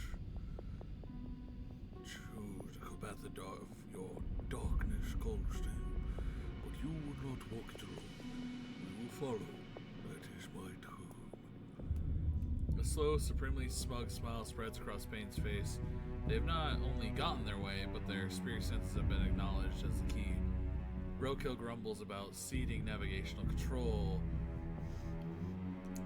to the emo department, but doesn't object. Staying together is the primary goal. Dave just looks immensely relieved. Payne gives Ribbit a curt, respectful nod. They turn and, without a moment's hesitation, lead the party down the left-hand path. Excellent. Payne whispers more to themselves than anyone else. Let the sorrow begin. Alright, cool. So, I like that they did make a good argument there. It's like, no, we can't do that, man. We can't do that. That's dangerous. The choice is one of collective agreement. You make your way down the path, winding as it is. You see the walls painted in different designs of spiders, traps, and other marbling, all of which was designed. However, let's see if Roadkill finds it. When walking, Roadkill, you, with a roll of a 13 on the D20, notice the walls shrinking, as if narrowing down into a door the further you go in. Nothing hostile about it, but something reminds you of something in your past. You cannot quite pick up what it is at first, but something is there for sure.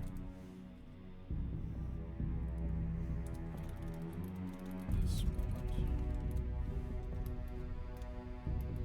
you all finally arrive at the door, and unlocked, you enter a square. No, let's do a hexagonal room with a single single object in the middle, looking as if a trough. No, let's do bird. Bird bath. Let's do a fountain.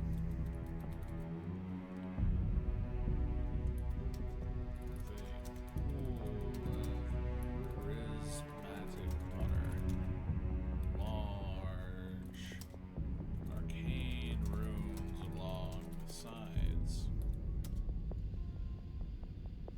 Well, let's see if Payne knows anything about it.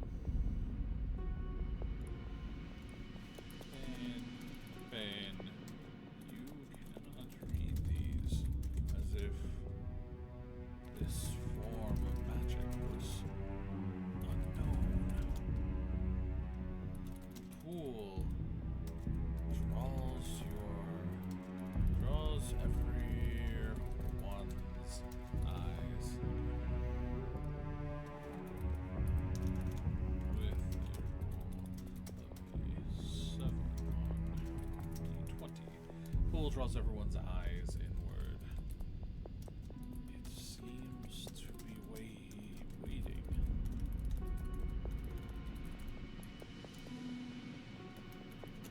What do you all do? It's gonna room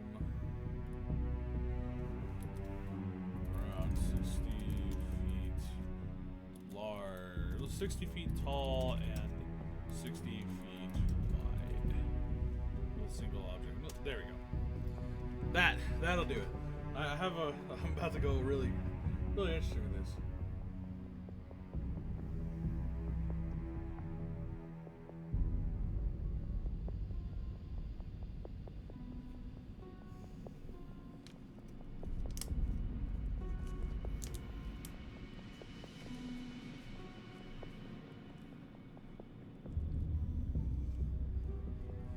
for it to finish. The left path continues its winding, narrowing descent. The painted spires on the wall seem to watch you pass, their multiple eyes gleaming with shifting violet light. As the walls press closer, a strange sense of deja vu prickles at Roadkill's brain. This design, a corridor that funnels into specific space. Not just a hallway, it's a sales tactic. He's seen it before. Or maybe he's designed it before? For a particularly aggressive sales event? You can't quite place the memory, but the feeling of professional kinship with his trap-filled architecture is deeply unsettling. This is good marketing, he mutters to himself, running a claw along the smooth stone. Really funnels the customer to the showroom floor. Very efficient. The party steps through the unlocked door at the end of the passage and into the hexagonal chamber. The air here is clean, humming with low throbbing energy. All eyes are drawing to the fountain in the center of the room, its water swirling with 1,000 impossible shifting colors. Payne's gaze immediately goes to the massive arcane runes carved into the 6 walls. They step forward, confident in their arcane mastery, expecting to decipher the room's purpose in a moment. But the lines and symbols are utterly alien, resonating with a magical syntax they have never encountered. The roll of 7 means the runes are nothing more than beautiful, frustratingly indecipherable patterns. The flicker of annoyance crosses their face when they quickly mask the look of haughty dismissal. They sniff, turning away from the wall. The calligraphy is utterly crude. This is a primordial, brutish form of magic, lacking the elegant, sorrowful complexity of the modern dark arts. It is beneath my notice. Ignoring the runes they cannot read, Payne will instead attempt to analyze the fountain itself. I shall commune with the ambient despair to gauge the nature of this vulgar light pollution.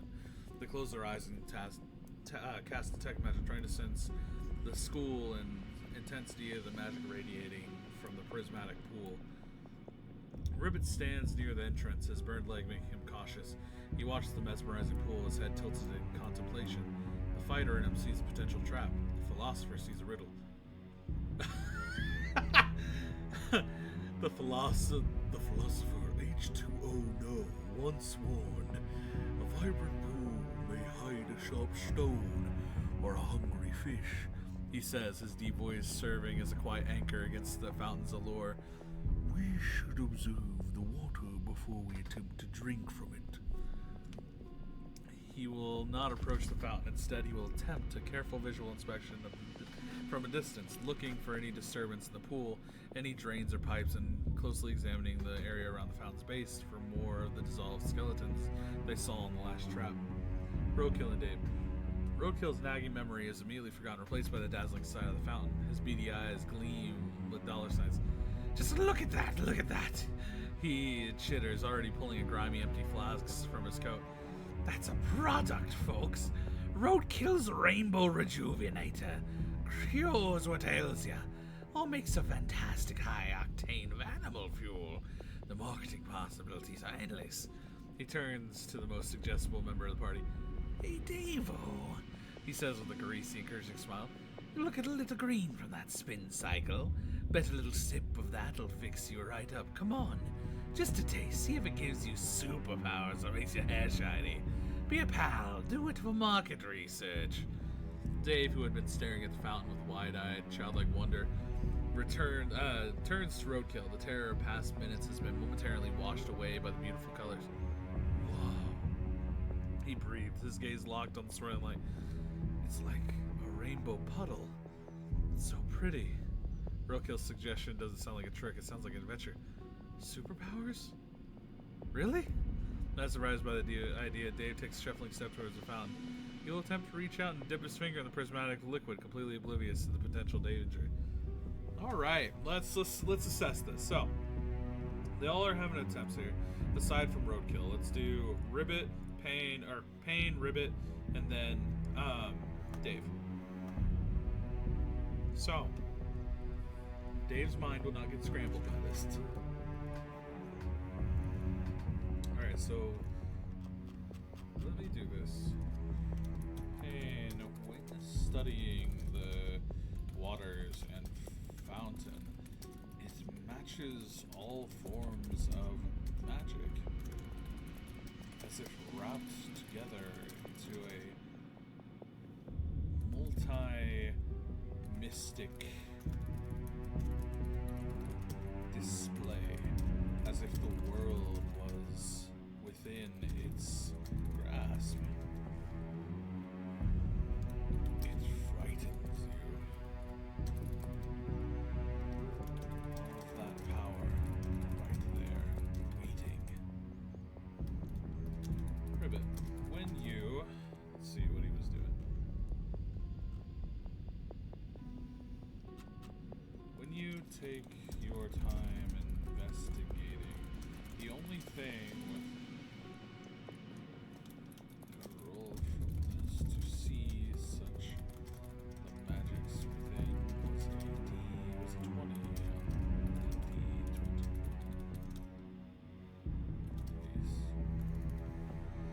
Time investigating. The only thing within your eyes that is caught is a set of footprints that fade off the further it was from the fountain. Someone must have been here recently. You rolled a 14. Oh, was it 14 or no 12 on your D20 roll? Dave, with Roadkill's invitation, you had reached in, and instincts took over. You drank some. Your mind awakened for a moment. You may ask any question, and the universe will answer, but only for you. No one else can hear you. But I, Creator, can. What do you do from here? Let's see how weird I can get with them without it being like them breaking.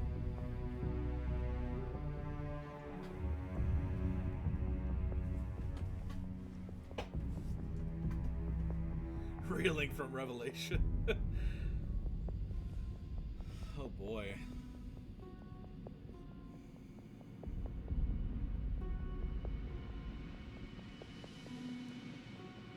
The room is still, the only sound, the gentle hypnotic lapping of the prismatic water, then a gulp. Dave, as Roadkill's words of encouragement mix with the fountain's alluring hum, Dave acts without thinking. He scoops a double handful of swirling rainbow liquid and brings it to his lips, drinking deeply before anyone can stop him. It doesn't taste like fruit punch. It tastes like starlight and thunderstorms, and the feeling of a new idea all at once. The world doesn't stop spinning, it snaps to a state of perfect crystalline clarity.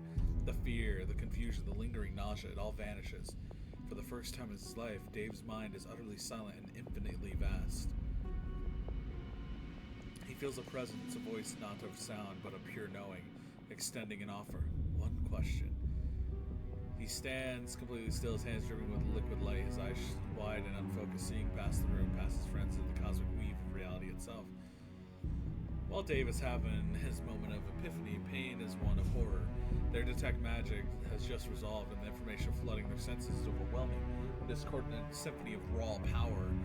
It's not one school of magic, it's all of them, churning together in an impossible, terrifying union.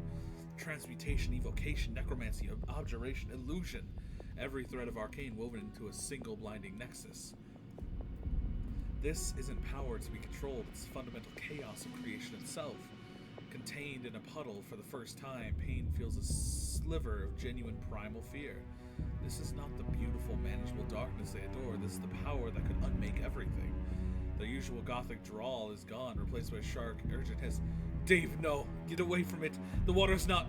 They trail off as they see him drink. The blood drains from Pain's already pale face. Oh, you witless fool.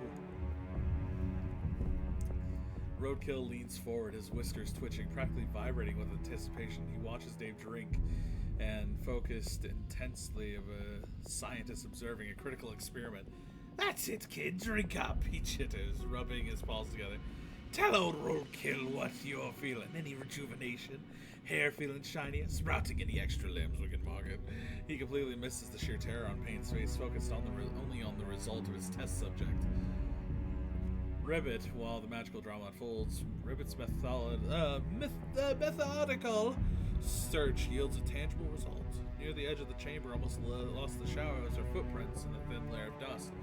There are prints of a single humanoid in boots leading away from the fountain and towards the wall. They are faint but undeniably recent. There is a current in the dust, he announces calmly, his voice cutting through the tension. Someone was here. They approached this pool, and then they departed. He looks from the footprints to the entranced Dave. Perhaps they too stopped for a drink. All eyes fall on Dave, who remains statue still. To them, he is a man in trance. But inside his own mind, he is floating in an ocean of knowledge. His newfound conscious, focusing on the one simple, overwhelming problem that has brought them to the dark, wet place. He doesn't shout. He doesn't speak. He simply thinks the question, directing it an all-silent, all-knowing presence that has filled them. Who killed Count Orville Redenbach? Who killed Orville Redenbacher?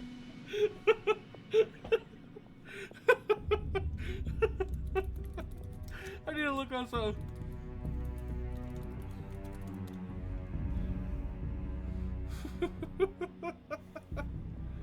Oh, fuck. Let's look.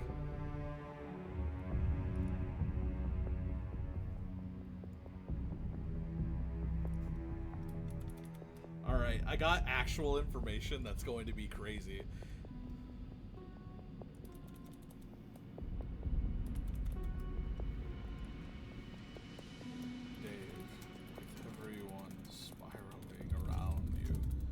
The world opens up. You see countless realities. A count dead at the table, one within a hot tub. A large pool of hot water. One of them is what you want to know. The answer is given for both.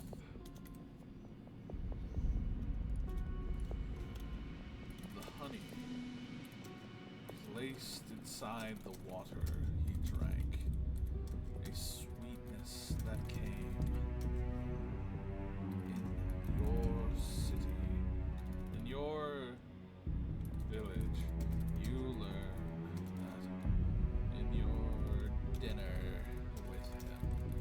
realized that it was the butler who tried to stop them from drinking the water, knowing something was off. The man who killed him was the Lord, planning to take the power of the fountain himself. For this is the power of all.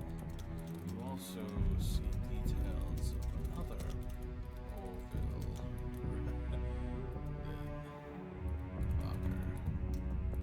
information present. He died in a hot tub in his condominium in Colorado. Colorado.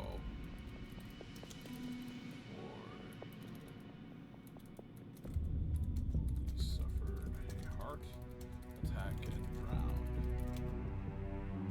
That he wasn't the Count, but another Orville across the vast multiverse in a land known as Earth. I'm going crazy with it. I'm gonna fucking fuck him up. Your land, which Torel does not house this famous figure.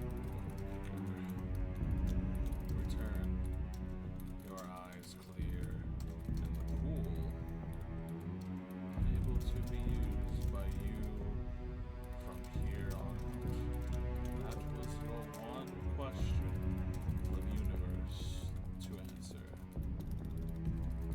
But was it worth it to find out that he was killed by a lord trying to take his land and power for himself? How will you all stop it? Well, you can't develop a plan without telling your allies what you saw. What do you all do? Alright, here we go. I'm going crazy with it. Try and make it freak out.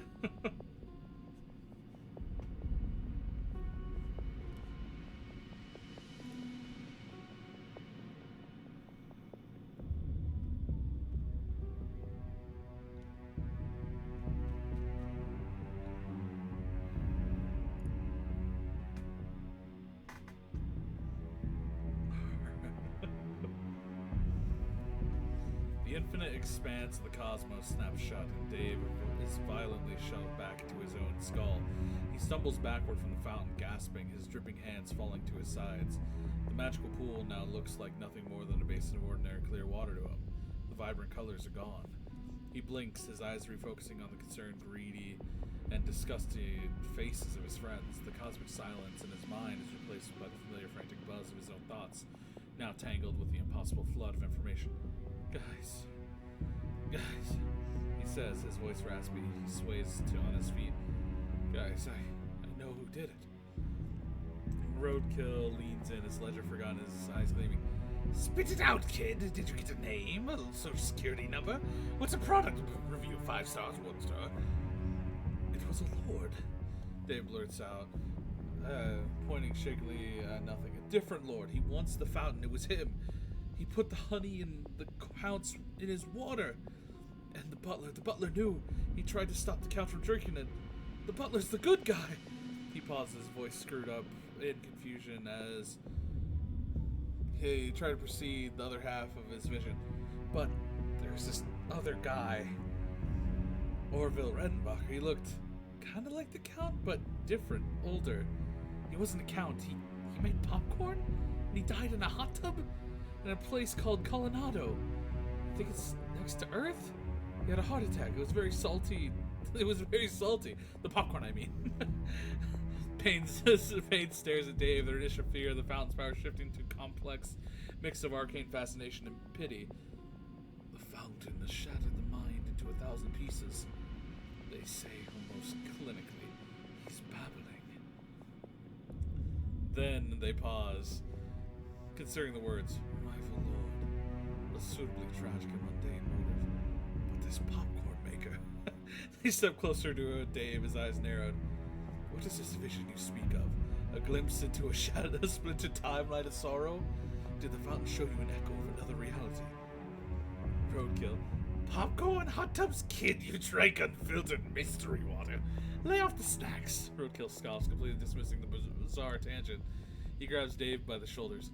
Focus on the important stuff. A lord did it, you said? A rival lord? That's a high-value target. The bounty on the treasonous nobleman is gonna be huge. We're gonna need a bigger ledger. While the others reacted with excitement and confusion, Ribbit walks over to Dave and places a heavy, calming hand on his shoulder. He waits for Dave's frantic breathing to steady. Dave, focus, he says, his voice a low, steady rumble. The stream's current, not the eddies in the water. The Lord who killed our count. Did you see his face? His signet? Do you know his name? Dave shakes his head, the specific details already fading like a dream. No, just the Lord. He was angry. He wanted this place. Ribbit nods, slowly processing. He turns to the rest of the party, the voice cutting through the noise. Then the path has been cleared, if not shortened. A rival lord desires this fountain. He poisoned the Count's drink with honey. The butler, aware of the danger, tried to intervene, and has since vanished. Likely fleeing for his life, or taken by the murderer. He looks at the single set of footprints leading away from the now inert fountain. That lord now has the knowledge he sought from this place. He will not be idle. Our question is no longer who. Ribbit states, his gaze hardening. It is what do we do now? We must identify the Lord and stop him from returning to claim this terrible power. Well, lost hey, you see the waters still prismatic for you.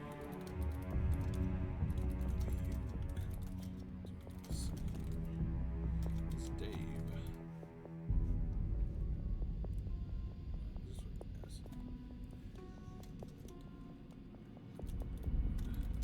yes. Use that to see into any other reality, to figure out the truth of the world, maybe to even see how to do something you always dreamed.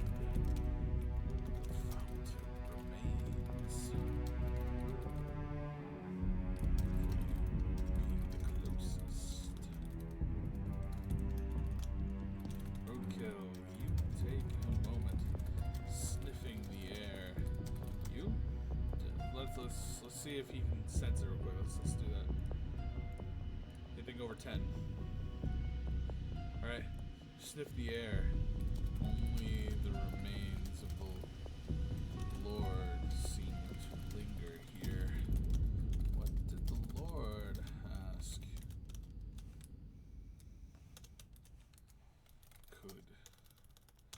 Could it have been something far beyond? Ribbit, your course of action could decide the party's next move. But what would that be? Dave, your mind is settling, but that popcorn maker remains. You now carry the legacy of Orville Redenbacher, the food artisan.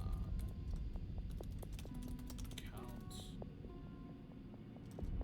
nowhere near that level of craft.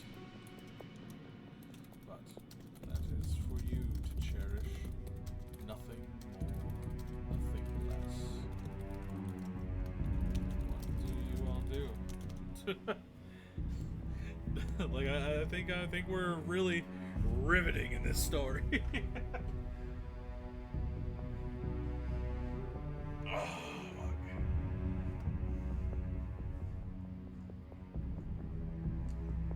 Oh boy. I'm enjoying this, guys. I don't know if you are, but I'm really having a good time with this. I think that it was clever. Like, they're actually doing things that would be proper, you know? Which I was hoping they would. I'm happy they got 4 people, and it's not as wild.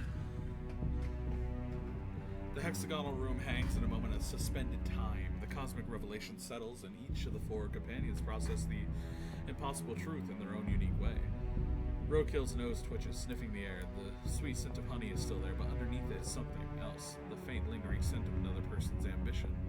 He stares at the now clear water of the fountain. What did that Lord ask? He mutters to himself more than to anyone. He didn't come all this way to ask directions. The Ratfolk's mind, always running probabilities, starts to churn. He asked for a cheat code, how to guide for a hostile takeover. Folks, he says, his voice suddenly sharp with urgency. We need to stop staring at the plumbing. That lord is playing a game on easy mode now. He's probably halfway to the throne room with a pre-approved loan and the forged title deed. We gotta move. Dave is no longer dizzy, but his mind is different. The name echoes in his soul, Orville Redenbacher. It's not just a name, it's a calling, a legacy of quality, of perfectly popped kernels, of bringing joy to families gathered around a flickering, scrying mirror. It's a craft, an art. Guys, he says quietly, interrupting the tension, I get it now. The hot tub, the kernels. It's not about being a count, it's about quality. It's about bringing people together with a light, fluffy, savory snack. He looks down at his hands as if seeing them for the first time. I think I need to find some butter and some salt for the legacy. God damn it. Rim ignores Roadkill's urgency and Dave's bizarre culinary epiphany. He straightens up, his decision made. The path forward is clear to him as he tracks it clears to him as the tracks in the dust. Roadkill is right about one thing. We must move, He announces, his voice commanding the room. My course of action is this. He points a web finger toward the footprints. First, we will attempt to follow these tracks.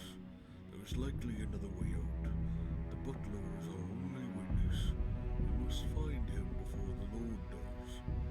Second, He continues. once we are out of this place, we find the Mooresville guard. We present what we know. We cannot fight a nobleman with his resources alone. We need allies.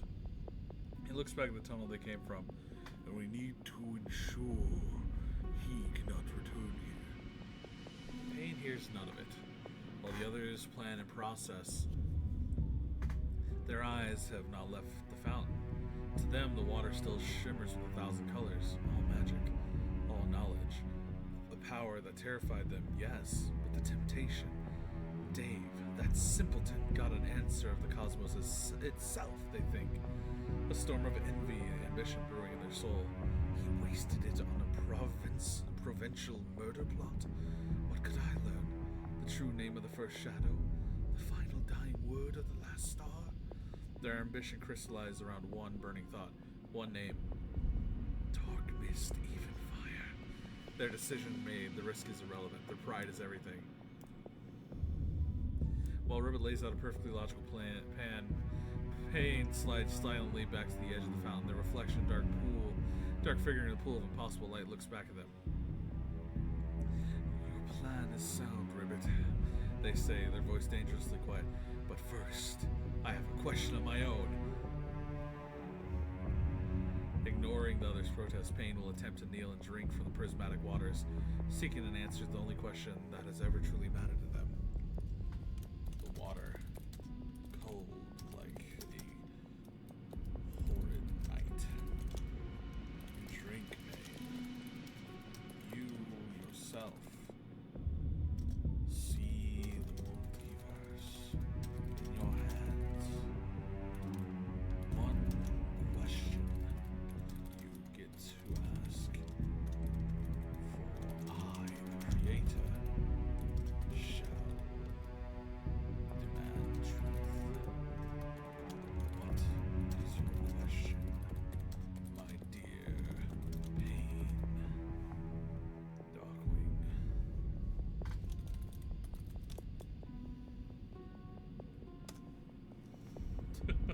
Let's see what they do.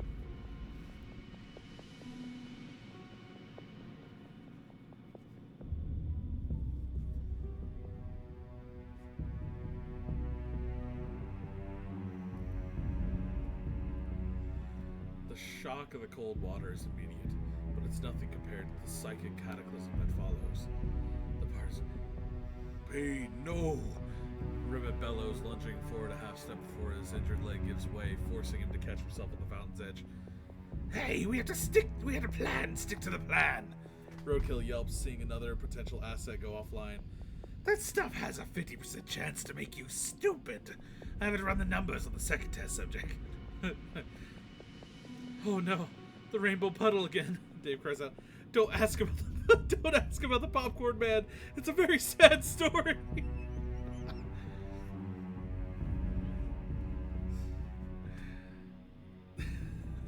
Payne hears the voices as if a million miles away, the pathetic bleating of sheep at the edge of a supernova.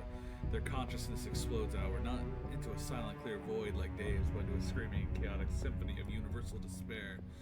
They feel the sorrow of dying stars, agony of tectonic plates grinding against each other, the quiet, mundane heartbreak of a billion forgotten goodbyes. It is a torrent of pure, undiluted melancholy, a force that would shatter a lesser mind. But to Payne, it is beautiful. It is validation. It is home. The presence emerges from the maelstrom, the same silent, all-knowing voice. One question. Payne's mind, already swimming in the abyss, focuses with the intensity of the dying sun. The fate of the Count, trivial. The plans of the mortal lord, a footnote. The secrets of creation, a distraction. There is only one truth that matters, one injustice that burns hotter than any star, one question that aches at the core of their being. Their body is rigid, their eyes gleam wide and glowing with faint prismatic light. Their lips do not move, but their mind screams the question of the cosmic void, a demand addressed directly to the creator of all things.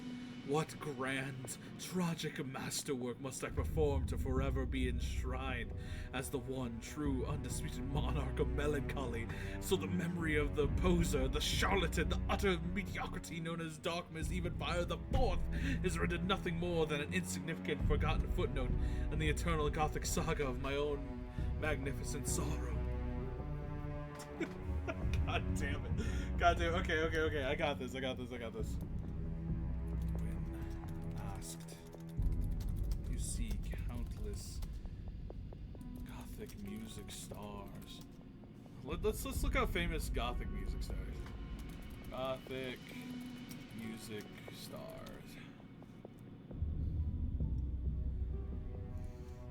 Bands and artists from all across the multiverse come forth.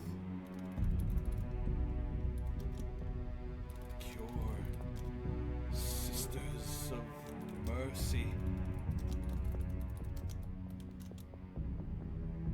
Fields of the Nephilim, Susie and the Banshees. This one? No, I put Banshees, my bad. All famous names that are learned in this moment. The answer to that question is that of true, haunting realization that you can never meet that goal. For you have not learned how to play the guitar. You cannot become that in which you want to overshadow dark mist, even via the fourth. You have to learn. You have to play, which you have not. You are incapable. That is life's truest sorrow. Everyone else you watch as Payne grabs their head, the truth of their question beating into desperation before they fall to their knees. They defeated.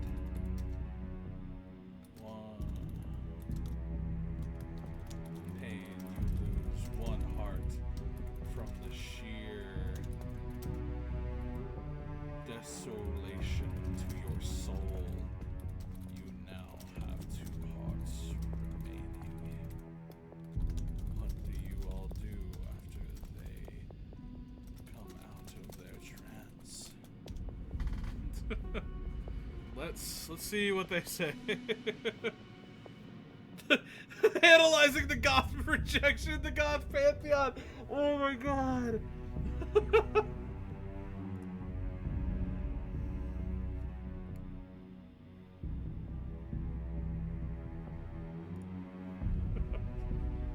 Oh, that's fucking hilarious.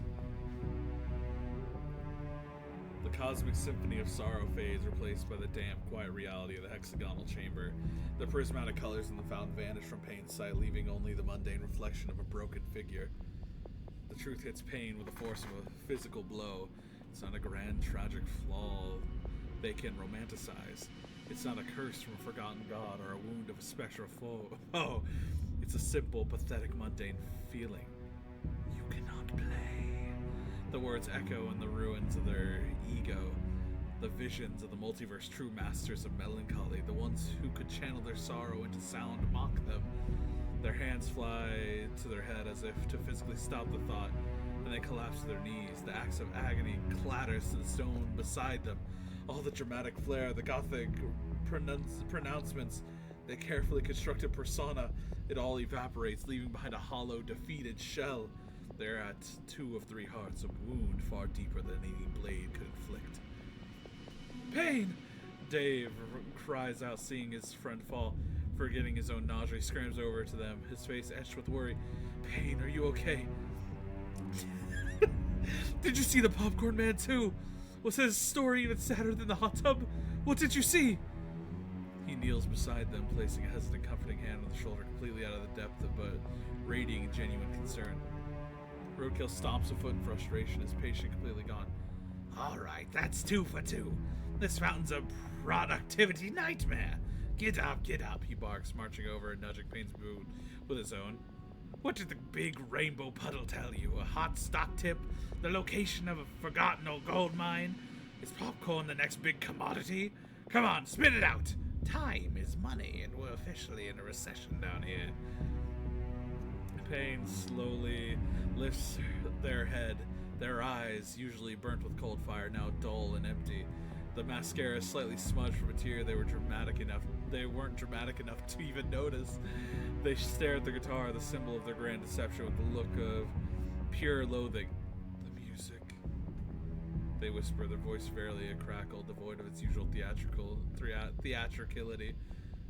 So much beautiful sorrow, and they choke on the words, unable to confess the full, humiliating truth.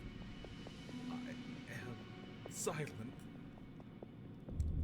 Ribbit, hobbling forward, Ribbit places himself between the impatient Rathfolk and the shattered wizard.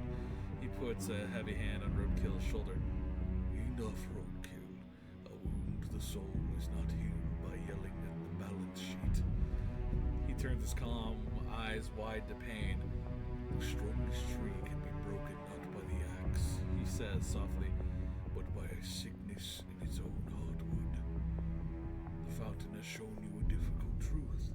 Kneels down, his own acid burns a dull throb. Payne, the vision is over. We are still here, but we cannot stay. This place has given us answers we thought, and it has taken a toll. He gestures with his head towards the footprints leading away from the darkness. The Lord who did this will not wait for us to recover. We must get to your feet. We must follow the butler's path. He holds out a steady, webbed hand to help Payne up. Your sorrow is great, but you must carry it with you. Not let it drown you here. Look at them. They're caring about our boy. Our poor depressed boy that just learned everything. He cannot play the guitar. No. He's completely shattered, and his life meaningless. All because he can't play it. But God, this is fun. All right, one sec. I'm gonna grab a drink. Oh boy.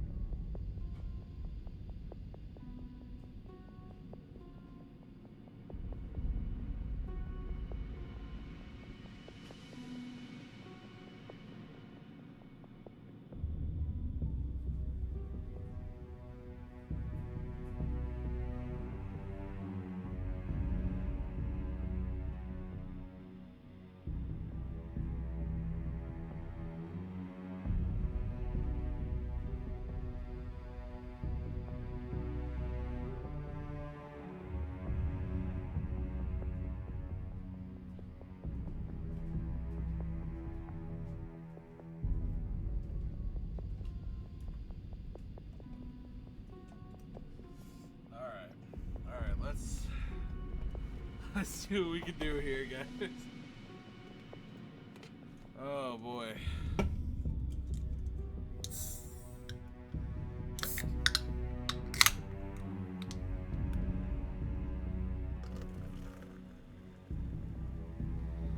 So I have A&W, I like root beer float.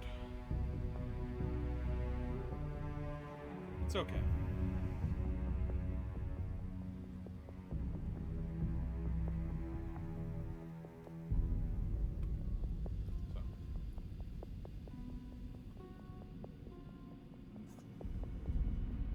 Okay, let's move on. So, they're all getting help, you know, they're taking care of them. Let's see. Alright, let's... World may have crumbled, made. You can redeem yourself. Even those who were a part of the darkness. Learn to carry it. Learn it. That Lord may not be your salvation, but it can be for others. The darkness, the dark side. Take a moment to step back. For a moment, this may be the one way to gather your motivation again.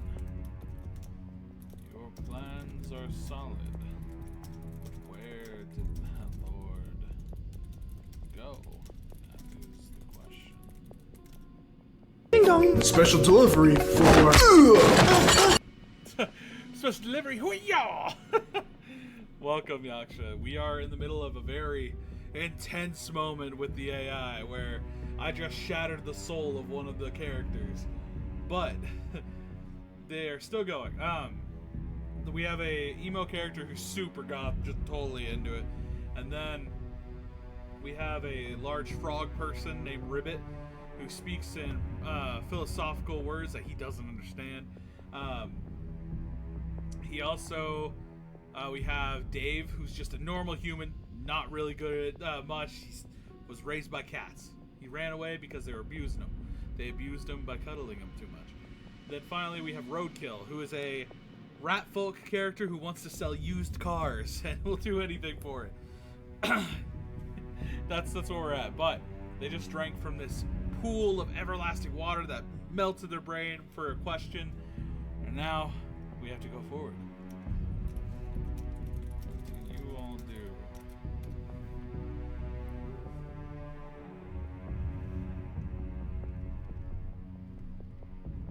Reframing pain's motivation. Hey, that's good. And it's really fun because what we're doing is I'm playing the DM for these characters, and we're gonna see if they can truly win in this murder mystery.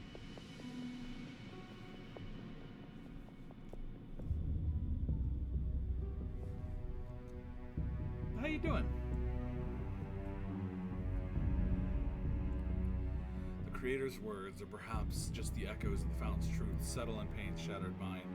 The despair remains, a cold, heavy stone in their soul, but around it, a new, harder emotion begins to crystallize. Contempt. Contempt for their own foolish pride, yes, but a burning contempt for the Lord who used this nexus of cosmic power for something as base as a land grab. Payne looks at Ribbit's outstretched hand. The despair that had crippled him moments ago now feels different.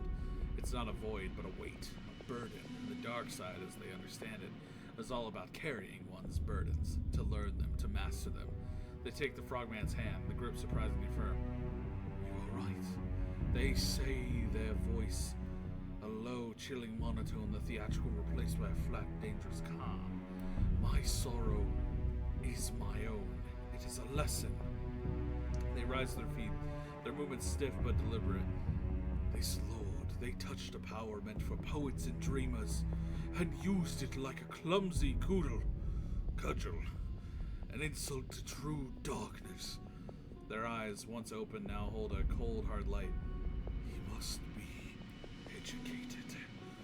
Payne stoops and picks up the axe of agony, no longer feeling a prop or a symbol of their aspiration. It feels like what it is: a heavy, unplayable burden, a perfect, constant reminder of their failure. In a twisted way, it's the most goth thing they ever owned. Seeing the flicker of purpose within return to Payne's eyes, Ribbit gives a slow, steady nod. He releases their hand and turns his attention to the task at hand. His own pain a secondary concern. Then we are in agreement, He states, his voice leaving no room for argument. He points his webbed hand down the dark corridor where the footprints lead. The trucks are only guide. They may lead us to the butler, or they may lead us to the Lord's escape route. Either way, that is where we will find our next answer. He looks at the party, his gaze resting on each of them. We move now, before the trail grows cold.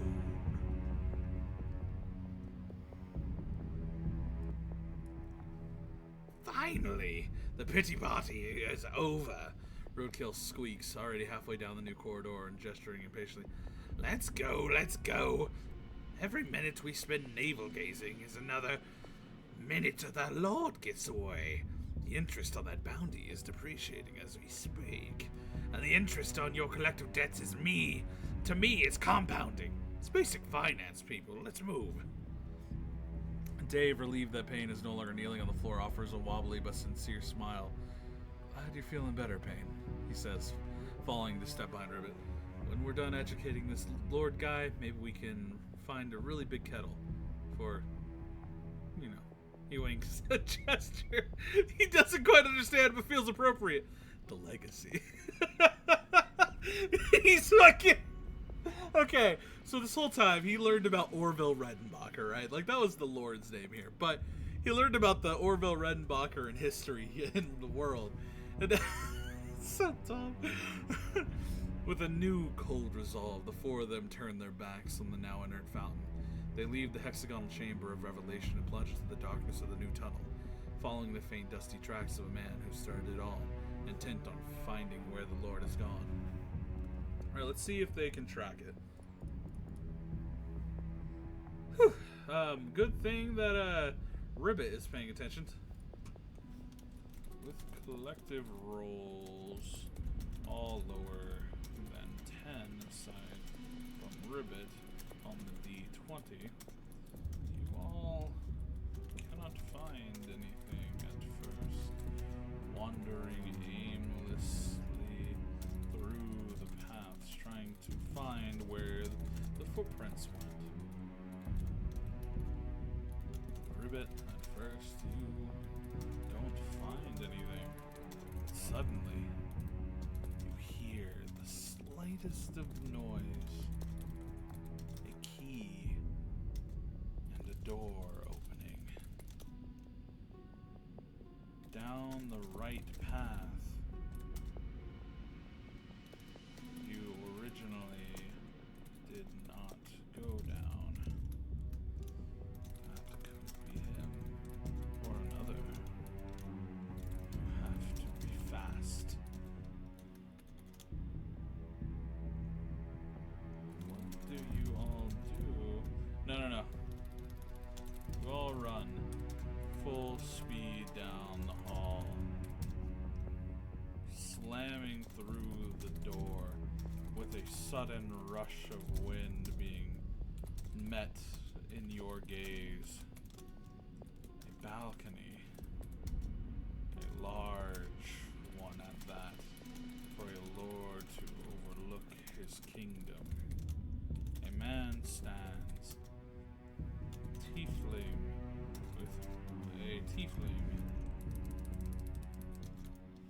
with red skin, dark markings of the infernal realm over his skin. He looks to be a spellblade, one with magic and swordsmanship to match.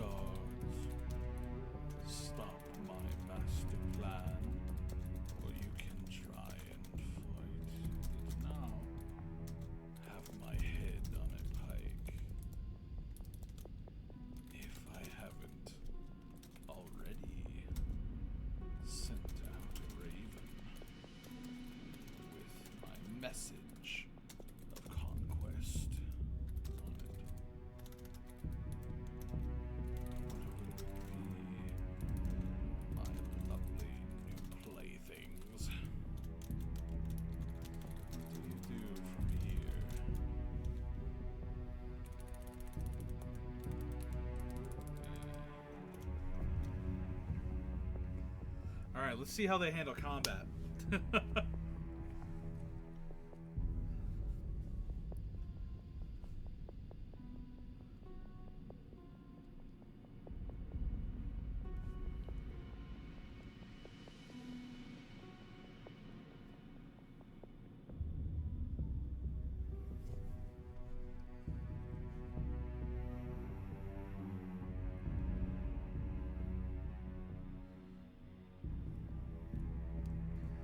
So, here we go. The party spills out onto the balcony, the momentum of their charge carrying them into the cold night air. Before them, framed against the moonlight expanse of Morrisville, stands the source of their troubles. The red-skinned tiefling lord regards them not with alarm, but with the smug, predatory amusement of a cat watching mice scurry into a cage. His words, laced with arrogance, hang in the air between them. The lord's taunts strike the raw, open wound of pain's shattered ego. All the pain, humiliation, and despair of the last hour crystallized into a single point of icy, murderous rage. Their eyes, which had been dull with sorrow, now blaze with a violent light that mirrors their magical lanterns. Playthings, they hiss, their voice dripping with venom. They take a menacing step forward, their hands already weaving intricate patterns in the air. You graffiti the cosmos with your vulgar ambition, sow your cosmic power for your petty conquests, and you dare call us toys?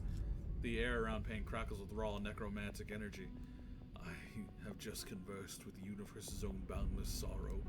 Your master plan is a child's tantrum in the face of true despair. I will attempt to teach you the meaning of that word. Ribbit, still nursing his leg, painfully aware of the empty scabbard on his hip, takes a wide defensive stance. He sees the fury in Pain's eyes and knows the situation is about to explode. He holds up a calm, webbed hand. A forked path is an illusion where both roads lead off the same cliff. He leads up to the Lord, his voice a low, steady rumble against wind. You speak of plunge and conquest. A true master does not need to announce the checkmate before it is made. I suspect your raven is still in its cage. He subtly glances at Roadkill, his eyes flicking down to the hilt of Pondskipper and then back to the tiefling. He will attempt to buy time, to probe the Lord's confidence for a bluff, while all hoping his rogue companion understands the sound plea for his weapon. Roadkill skids to a halt, his eyes darting from the angry wizard to the weakened frog to the monologuing spellblade. The fight right now is a high-risk, low-profit martyr proposition. His business brain overrides any sense of loyalty or valor. Whoa. Let's just all take a breath here. He squeaks, holding up his paw in a gesture of frantic plastication. Pligation. He calls you playthings, I call you a high-potential, high-value client. Sir, Lord, your evilness, he says, addressing the tiefling. You've got a conquest, we've got skills. Maybe we can work out a subcontractual deal. A finder's fee for locating the fountain. No, just spit-rolling here. When he babbles, his body is tense. He is gripping the hilt of Ribbit's sword, not to return it, but as if a potential bargaining chip or a last-ditch effort. He will attempt to use a distracting sales pitch to subtly sidle towards a large ornate pillar, preparing to use his cunning action to hide if or when the first spell is thrown. Dave stares at the big red-horned man. He hears the word playthings. He sees Pain getting ready to cast a scary spell. He feels the familiar terror bubble up inside him. But this time it's mixed a strange protective instinct. He can't fight, he can't do magic, and he can't negotiate. But he can do one thing. With a terrified yelp, Dave scrambles to the front of the group, planting his feet in a wobbly, nonsensical stance directly between the Lord and his friends. Get back, funny man! He shouts, his voice cracking, holds up his hands while he thinks it's a fearsome chop. I know the ancient art of buttery assault. My fists are kernels of justice, and they're about to pop with salty fury. Oh my god. He will attempt to intimidate the tiefling lord with his ridiculous karate, a brave, foolish, and utterly doomed to fail gesture. The party stands on the precipice, a wizard ready to kill, a fighter ready to talk, a rogue looking for an angle, and a commoner posing like a flamingo, all frozen in an intense standoff with their foe.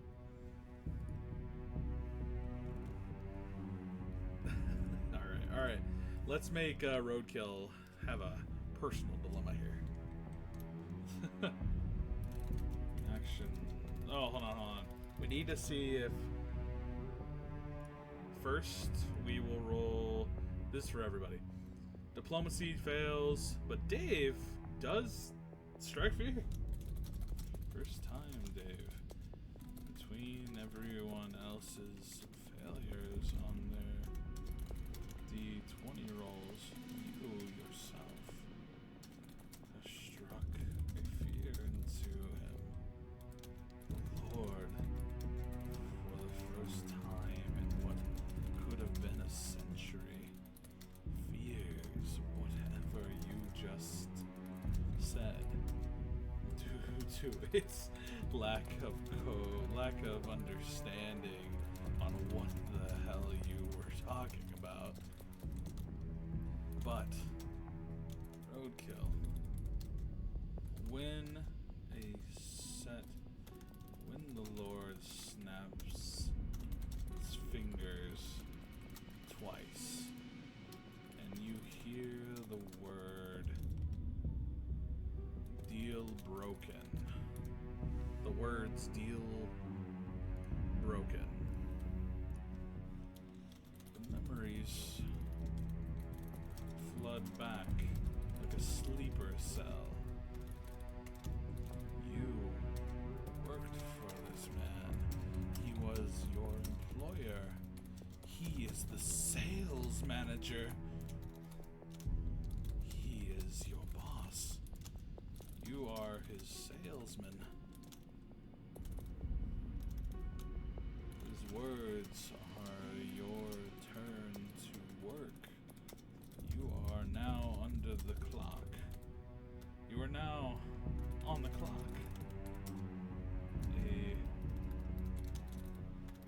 This guild isn't for you.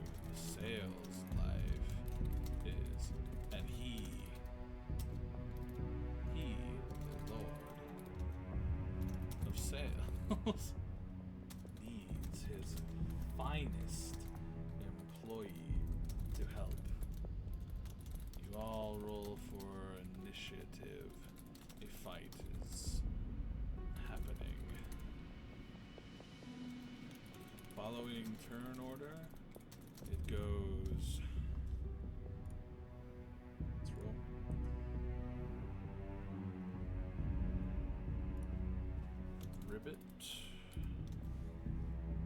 Ribbit, Dave. No. Pain,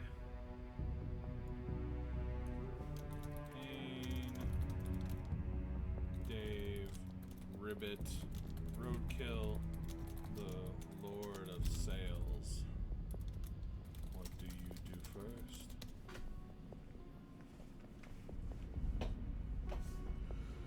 Let's see what he does. Examining the twist! Assessing the betrayal. Defining the betrayal.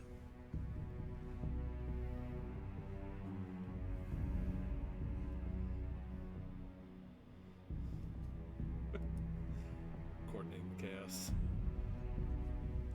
For a single beautiful, absurd moment, the world holds its breath. The fearsome tiefling lord, a being of infernal power and ambition, is frozen in a state of pure, unadulterated fear of a man threatening him with buttery popcorn. Dave, for the first time in his life, has the upper hand. The moment shatters. The Lord's eyes flick away from Dave, locking to Roadkill. He snaps his fingers twice, a sharp, clean sound that cuts through the wind. Deal broken. The Lord says, his voice of low command baritone. A jolt runs through.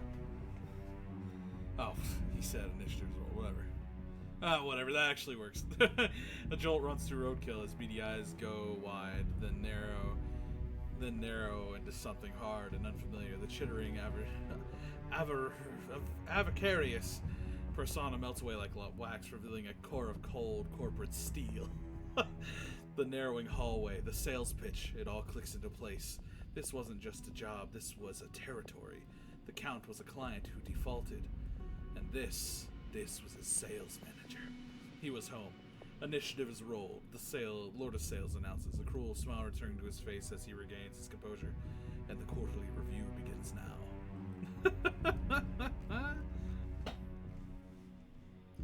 Turn 1. Oh my god, is it?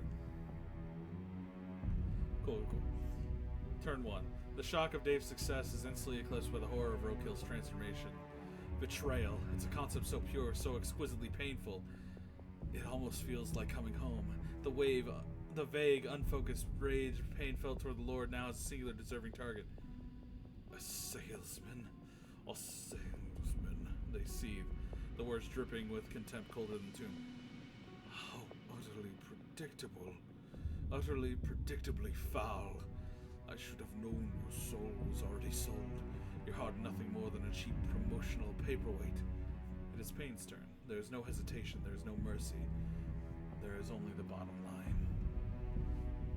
Your account is past due, they declare, their voice ringing with arcane power. Payne will attempt to cast fourth level spell Blight directly at Roadkill. They extend a hand, a sickly black-green crackling energy around their fingers, seeking to sap the very moisture and life from the rat who was, a moment ago, their ally. Dave stands frozen, his karate pose forgotten. His mind cannot reconcile the image of his friend, Roadkill, with the cold-eyed stranger. Roadkill, what are you doing? He's the bad guy. We're family. You can't be on the clock. We're on an adventure. He'll attempt to plead with him, his turn wasted on a futile attempt to a friendship that was apparently never real. Ribbit, his face a grim mask of resolve, understands the new horrific battlefield math. They are down a man and a magic sword. The deepest cut, he grits out, comes not from the enemy's sword, but from an ally who turns it. On his turn, he will ignore the Lord and attempt to close the distance to Roadkill, intending to use the shove action to knock the rogue prone and try and reclaim his stolen blade. Roadkill, for his part, meets Payne's glare with the dead-eyed calm of an employee following a directive. The Hilton Pond skipper is slick in his paw. Apologies. His new, colder voice clips out. The quarterly review is in. Your accounts are being terminated. It's just good business. On his turn, he will attempt to use the magical sword he holds hostage to strike down the party's most immediate threat, Payne. Alright, so we'll go down in order. Blight against, let's do first things first. We will roll for Roadkill's save. Above 10 works. Yeah, he is fine. Alright, next we will roll for his plead, Dave's plead. Above 16 will work. No. And then the shove action. Let's see if Roadkill is fine.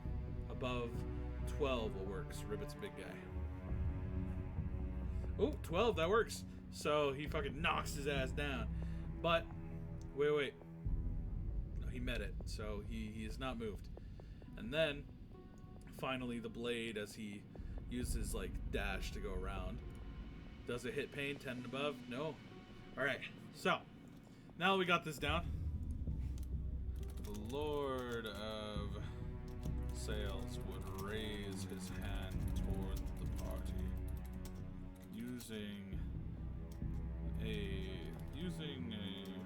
spell himself, he sends out a large weapon made of ethereal mist toward Payne. Actually, no, Dave is the one that he got scared of. Toward Dave. Let's see if he hits. Let's say above 12 will do that since he's focused. Or above 10 will work since he's focused on him. Alright. Dave. And Dave. And with a roll of a D of a 7 on your D20, Dave, you manage to narrowly avoid the ghostly blade.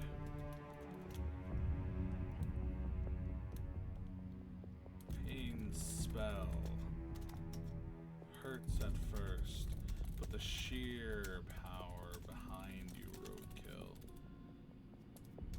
unburdens you. With a roll of 17 on your D20, you completely ignore the spell's effect, taking no damage as the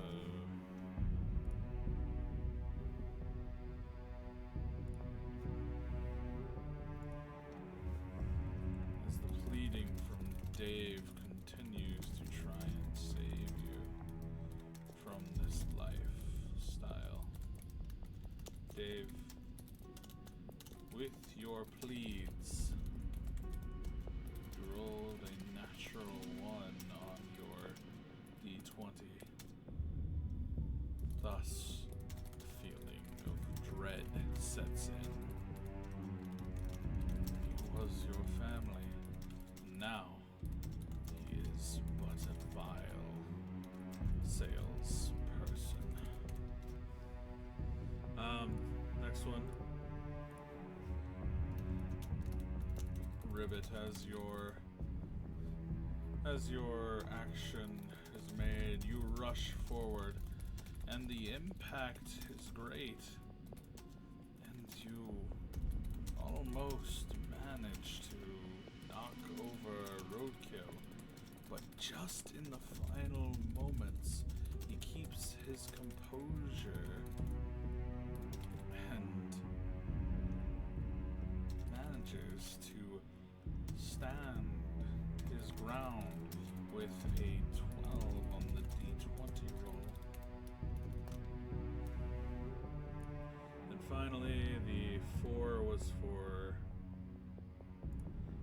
the attack. So, Roadkill, using your movement, you dash around them, unable for them to hit you as you rush down the way to Pain.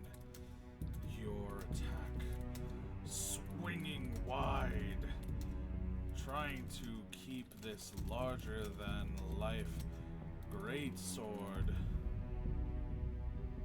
Keep this larger than life greatsword in your hands. But with a roll of 4 on the d20, the weight overcomes you. The swing misses, clashing with the ground. What do you do? What do you do for the next round, following the same turn order?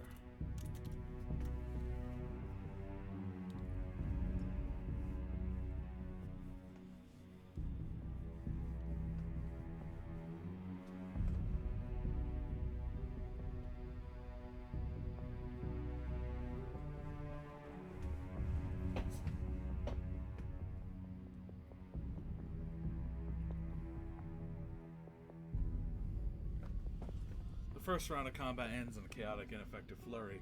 Spells fizzle, pleas fail, and attacks swing wide. The air of the balcony is thick with tension, betrayal, and faint, absurd scent of imaginary butter. Pain Darkwing. The sight of their most potent necromantic spell dissipating like smoke against Roadkill's corporate loyalty is infuriating. Worse, the traitor is now within arm's reach, wielding a sword far too large for him.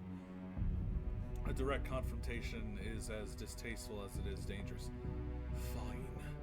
Pain hisses in frustration, their voice a low whisper of vapor in the cold air.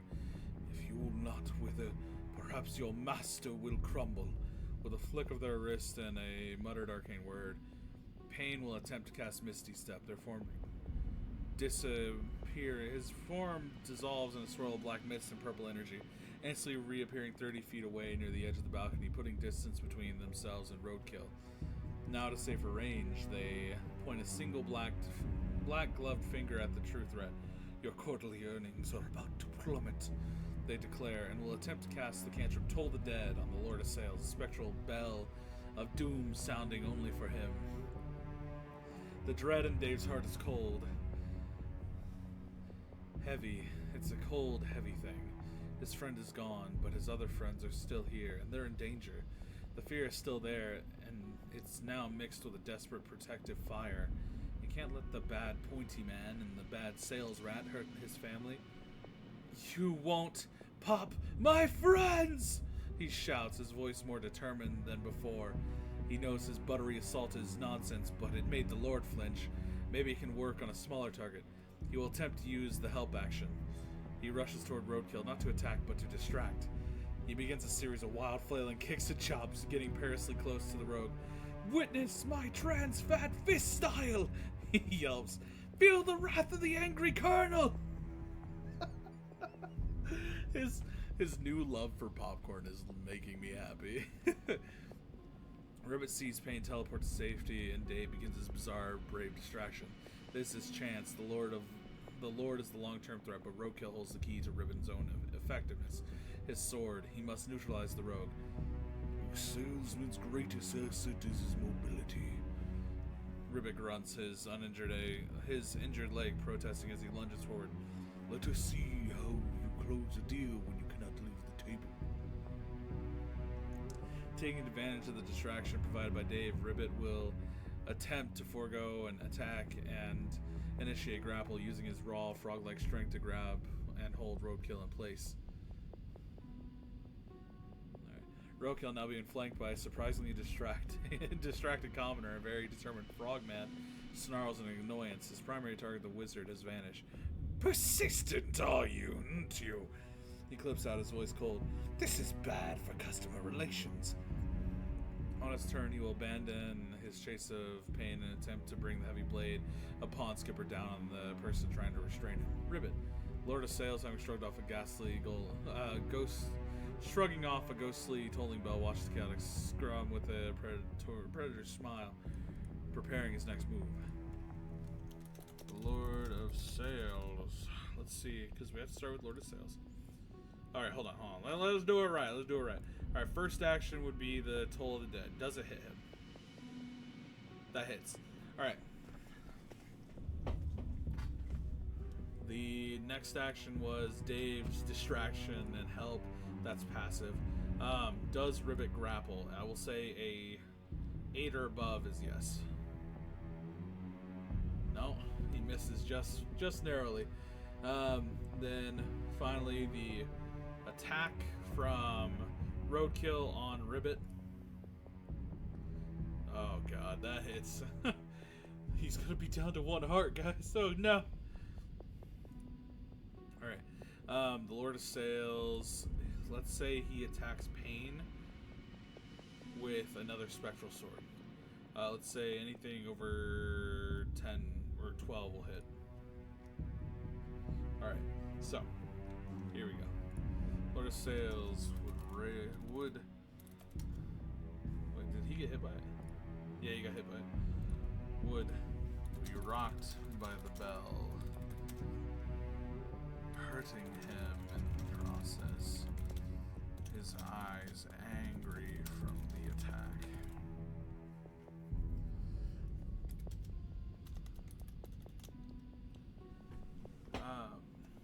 Let's see, next action would be... Yeah, cause that was... Okay, let's do this. Alright, next one. Would be Dave.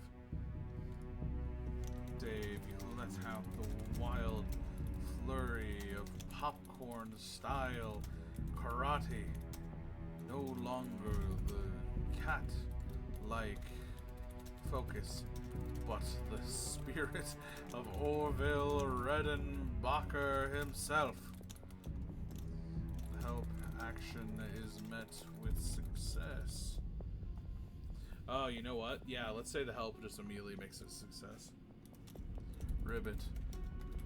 With your advantage, you manage to make a successful grab against Roadkill to try and grapple him.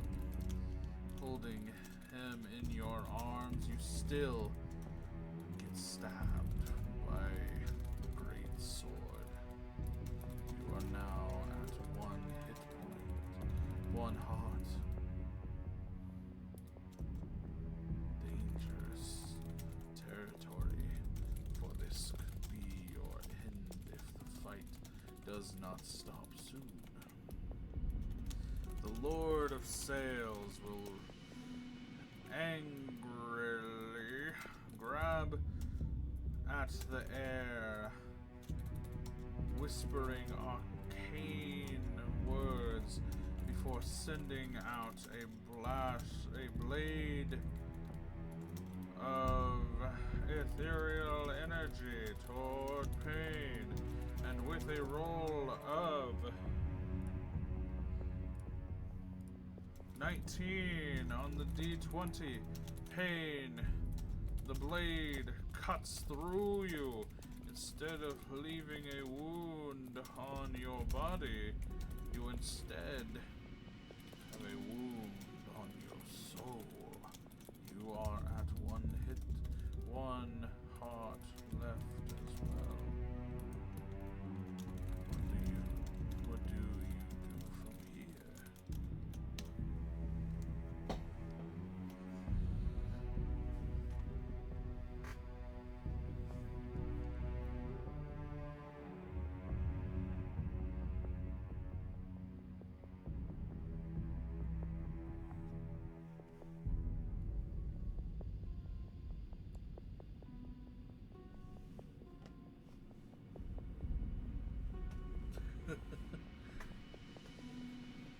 The battlefield. Dude, honestly, if it did that, I'd be like, alright, you're right, goodbye. I would laugh, I would be done. The battlefield is a whirlwind of desperate gambles and searing pain. Also, welcome, King Koopa. How you doing? The Lord of Sails, now wounded, glares with pure malice while the party teeters on the brink of collapse. The agony, unlike any physical blow, blossoms in Pain's chest. It's a cold, hollow ache, the feeling of a piece of the very soul being scraped away. They stagger back, clutching their trench coat where the ethereal blade struck. The pain, however, serves only to focus the rage at a diamond point. They are at one of 3 hearts, and they have no intention of dying to this garish, over-accessorized fiend. You dare scar me! They breathe, the words ragged but laced with terrifying fury. I have conversed with the abyss. You are nothing but a footnote in its ledger.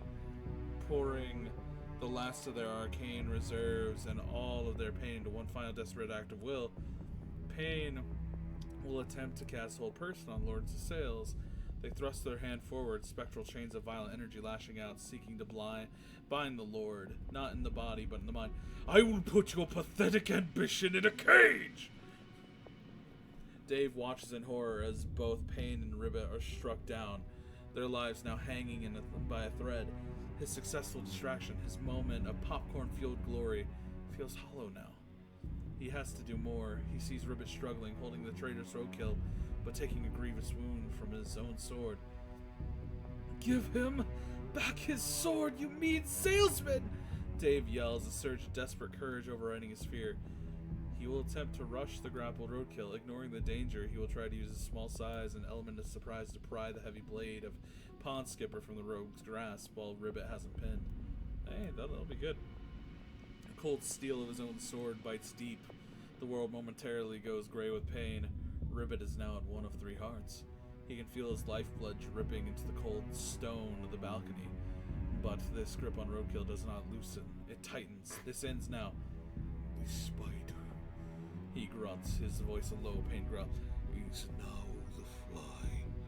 With a final explosive surge of strength, he will ignore the searing pain and attempt to use the shove action on the grappled roadkill, using his leverage not to push him away, but to throw him off balance and slam him into the ground, rendering him prone and helpless. Okay.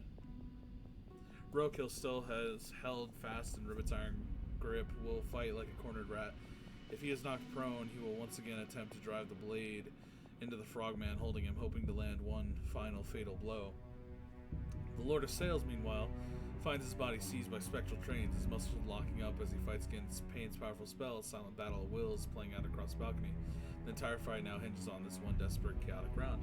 Alright, so, the first thing that happens was the spectral chains. Let's see if they restrain him. Anything over, I will say 8. Actually, he was putting all his energy into it. I'll say he upcasted it or whatever. 8. 8 and above will seal him. Ugh, bummer. Alright. Next one is Dave trying to grab the blade. Over 10. Once again fails. And I will say that if Ribbit is able to slam him on the ground and deal that damage, then I will say that he doesn't get the attack from it. Over 10. Alright, that works. 10 and above. Alright, and then finally Roadkill, I will say that his action is forfeit as he's just winded. Alright, so... The Lord of Sails.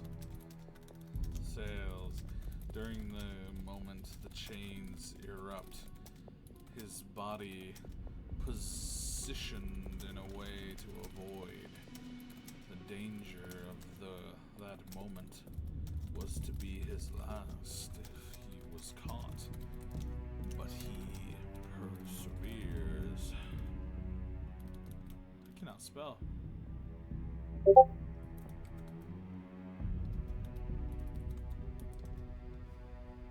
How do I spell that fucking word? Jesus.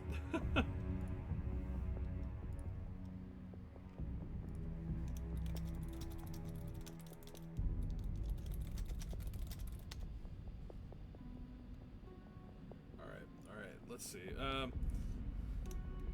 Chains miss.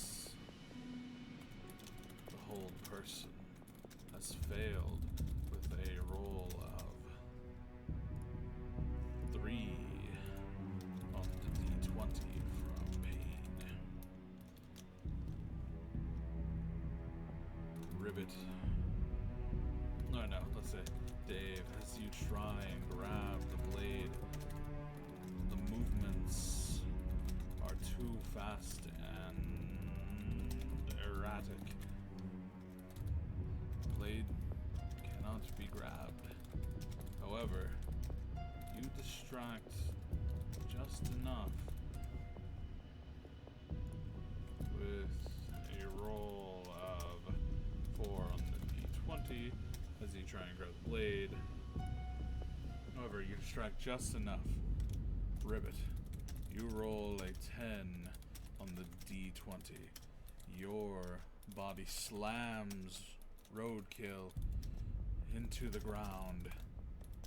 The pained expression clear as the blade slides right to the edge of the balcony. Roadkill, you are at 2 of 3 hearts, and your action is lost as your breath leaves your lungs. The Lord of Sails raises his hand once more, this time to cast a spell. He is going to cast Inflict Wounds on Pain with a roll of a 10 and above. A 20 on the D20. Pain. Your body begins to surge with blood. Ribbons of blood spraying free from your flesh. The cold, crippling embrace of death sinking in. You see the countless stars of Gothic rock there in your mind, and they welcome you. Final ballad played in your rising fame into the darkness of the abyss. You are at 0 of 3 hearts, and you have perished in pain. What do you all do? Jesus, they're actually losing pretty damn fast now. Oh God.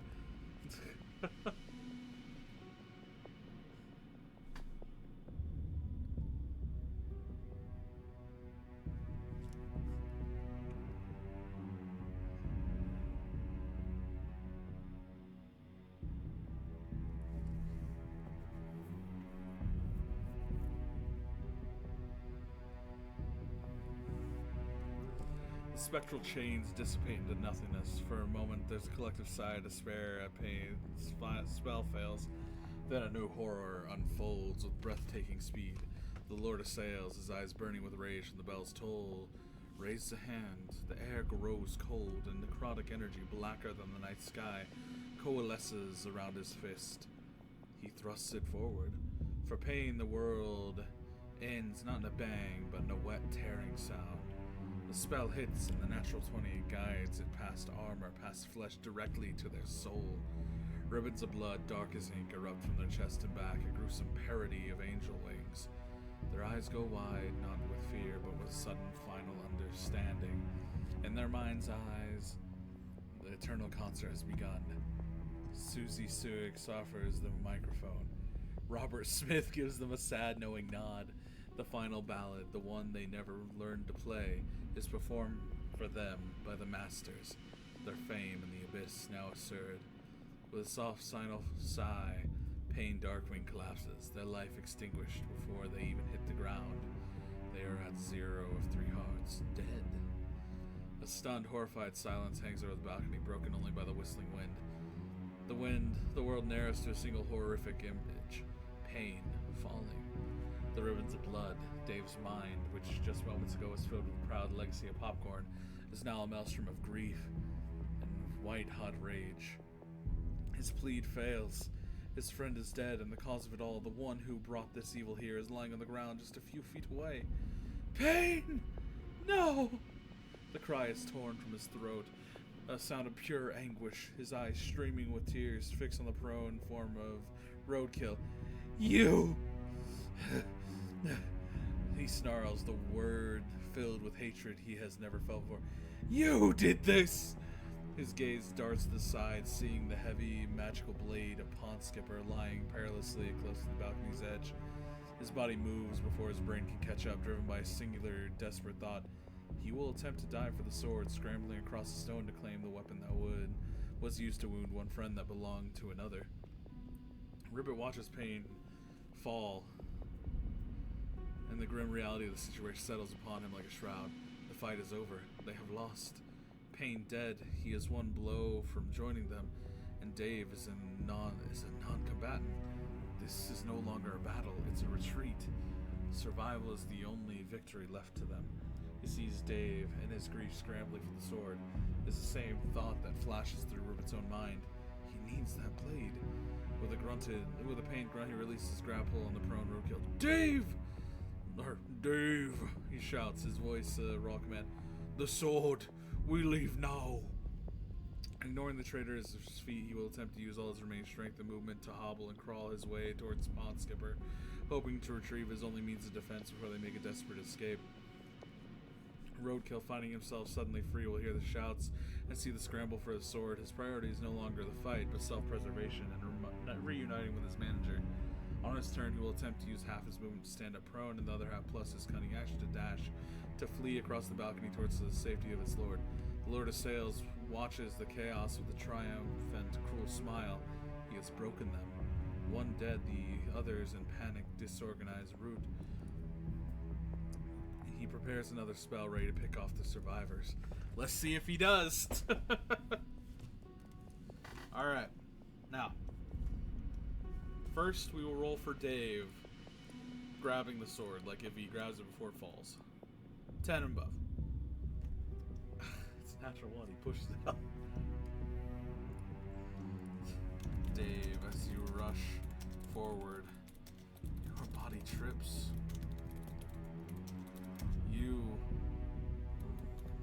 slide across the rock, the stone, trying to grab the blade, only for it to be met with your hand pushing it off the balcony, tumbling down the edges. The sad reality is that blade is gone. Rolled a 1 on the D20. Ribbit running full speed to try and grab it as well. 20. So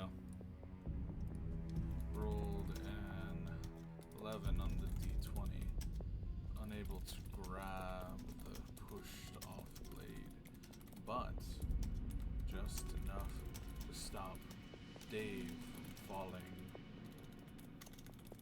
off himself. You can run, but what do you intend to do from there? Roadkill, you manage to get next to your sales manager as he hands you gold. Nice heaping pile in a bag that is far smaller on the outside than in the inside. There. The Lord of Sales will finally cast his spell. A single firebolt to try and hit Ribbit, so he is forced to let go of Dave, which would in return have him fall off the balcony. With a roll of, let's say, they're low, so let's say 12 and above. With a roll of 2 on the d20, Dave and Ribbit both feel the heat pass above their head, just missing the attack. What do you all do from here?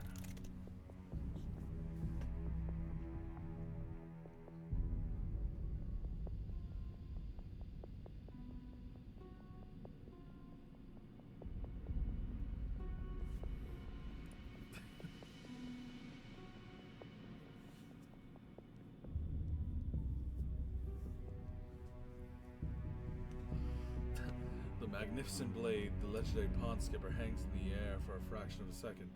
Dave's desperate lunge turns into a clumsy slide, his fingers making the barest contact with the pommel, just enough to send the sword spinning over the edge of the balcony. It disappears into the darkness below with a faint whistling sound, lost forever. Dave's own momentum carries him forward, his body skidding on the slick stone until he's halfway over the edge himself. Just as Dave's legs go out from under him, Ribbit's hand shoots out, grabbing a fistful of his tunic. The wounded frogman digs his web feet to the stone, his muscles screaming in protest, and holds the terrified human fast, saving him from the fatal fall. For a moment, they are frozen there, a tableau of desperation. The critically wounded warrior and the grief-stricken fool dangling on the precipice of defeat. It is then that the Lord of Sales, his face a mask of fury, unleashes his spell. A bolt of fire screams toward them, aimed to incinerate Ribbit's hand and send them both tumbling into the abyss, but his rage makes him sloppy. The fireball passes a hair's breadth over their heads, its heat scorching the air and singeing their hair, but leaving them miraculously unharmed. That single missed attack is a gift, a chance. The sword! I did the sword! Dave sobs, looking at his empty hands in horror. I'm sorry, I'm so sorry, Ribbit. I dropped it. Ribbit doesn't answer. He doesn't have the breath or the time. He sees the Lord preparing another spell, and he knows it's going to be their last and only moment. The philosopher, the tactician, the warrior, they all recede, leaving only the survivor. With a guttural roar of effort, he hauls Dave back onto the balcony. Run! It is the only word he says. On his turn, Ribbit will take the disengage action. He grabs Dave by the collar, physically spinning him around and shoving him towards the door they came from. He will use every ounce of his remaining stamina to flee, dragging his friend and his wounded body away from the fight they cannot win. Dave, weeping and stumbling, will attempt to run alongside him, not looking back. Roadkill watches the pathetic rout with the cold, detached professionalism. He hefts his new miraculously heavy bag of gold. The screams, the fire, the falling sword, it's all just the cost of doing business. He straightens his tattered coat and stands proudly beside the sales manager. What a shame it had to end this way, he says coolly to the backs of his fleeing former comrades. Your welcome to apply for a line of credit under the new regime. We offer competitive rates for restructuring. The Lord of Sales lowers his hand, a cruel, confident smile spread across his face as he watches two survivors scramble away in terror. He makes no move to pursue. Why would he? The wizard's dead, the fighter is broken, the fool is a fool, and the rogue is returned to the fold. He has already won. He and Roadkill stand together on the balcony, masters of the field, as Ribbit and Dave disappear back to the darkness of the manor, leaving the body of Pain, their friend, their family, to the cold mercy of the night.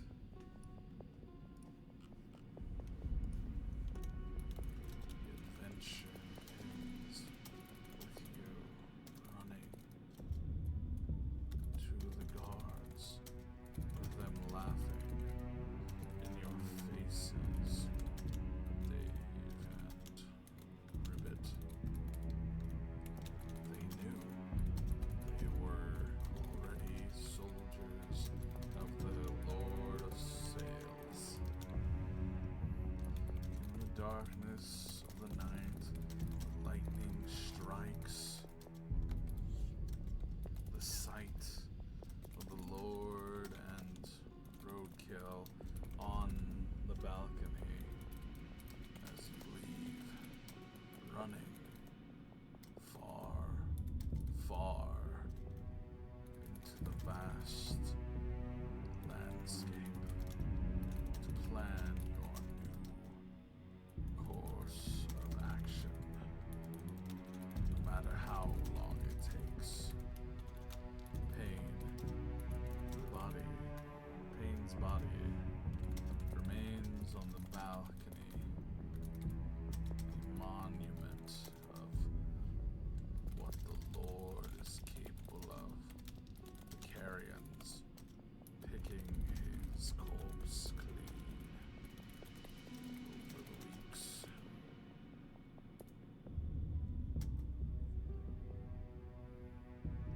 With the guitar strangely making a new sound in the darkness.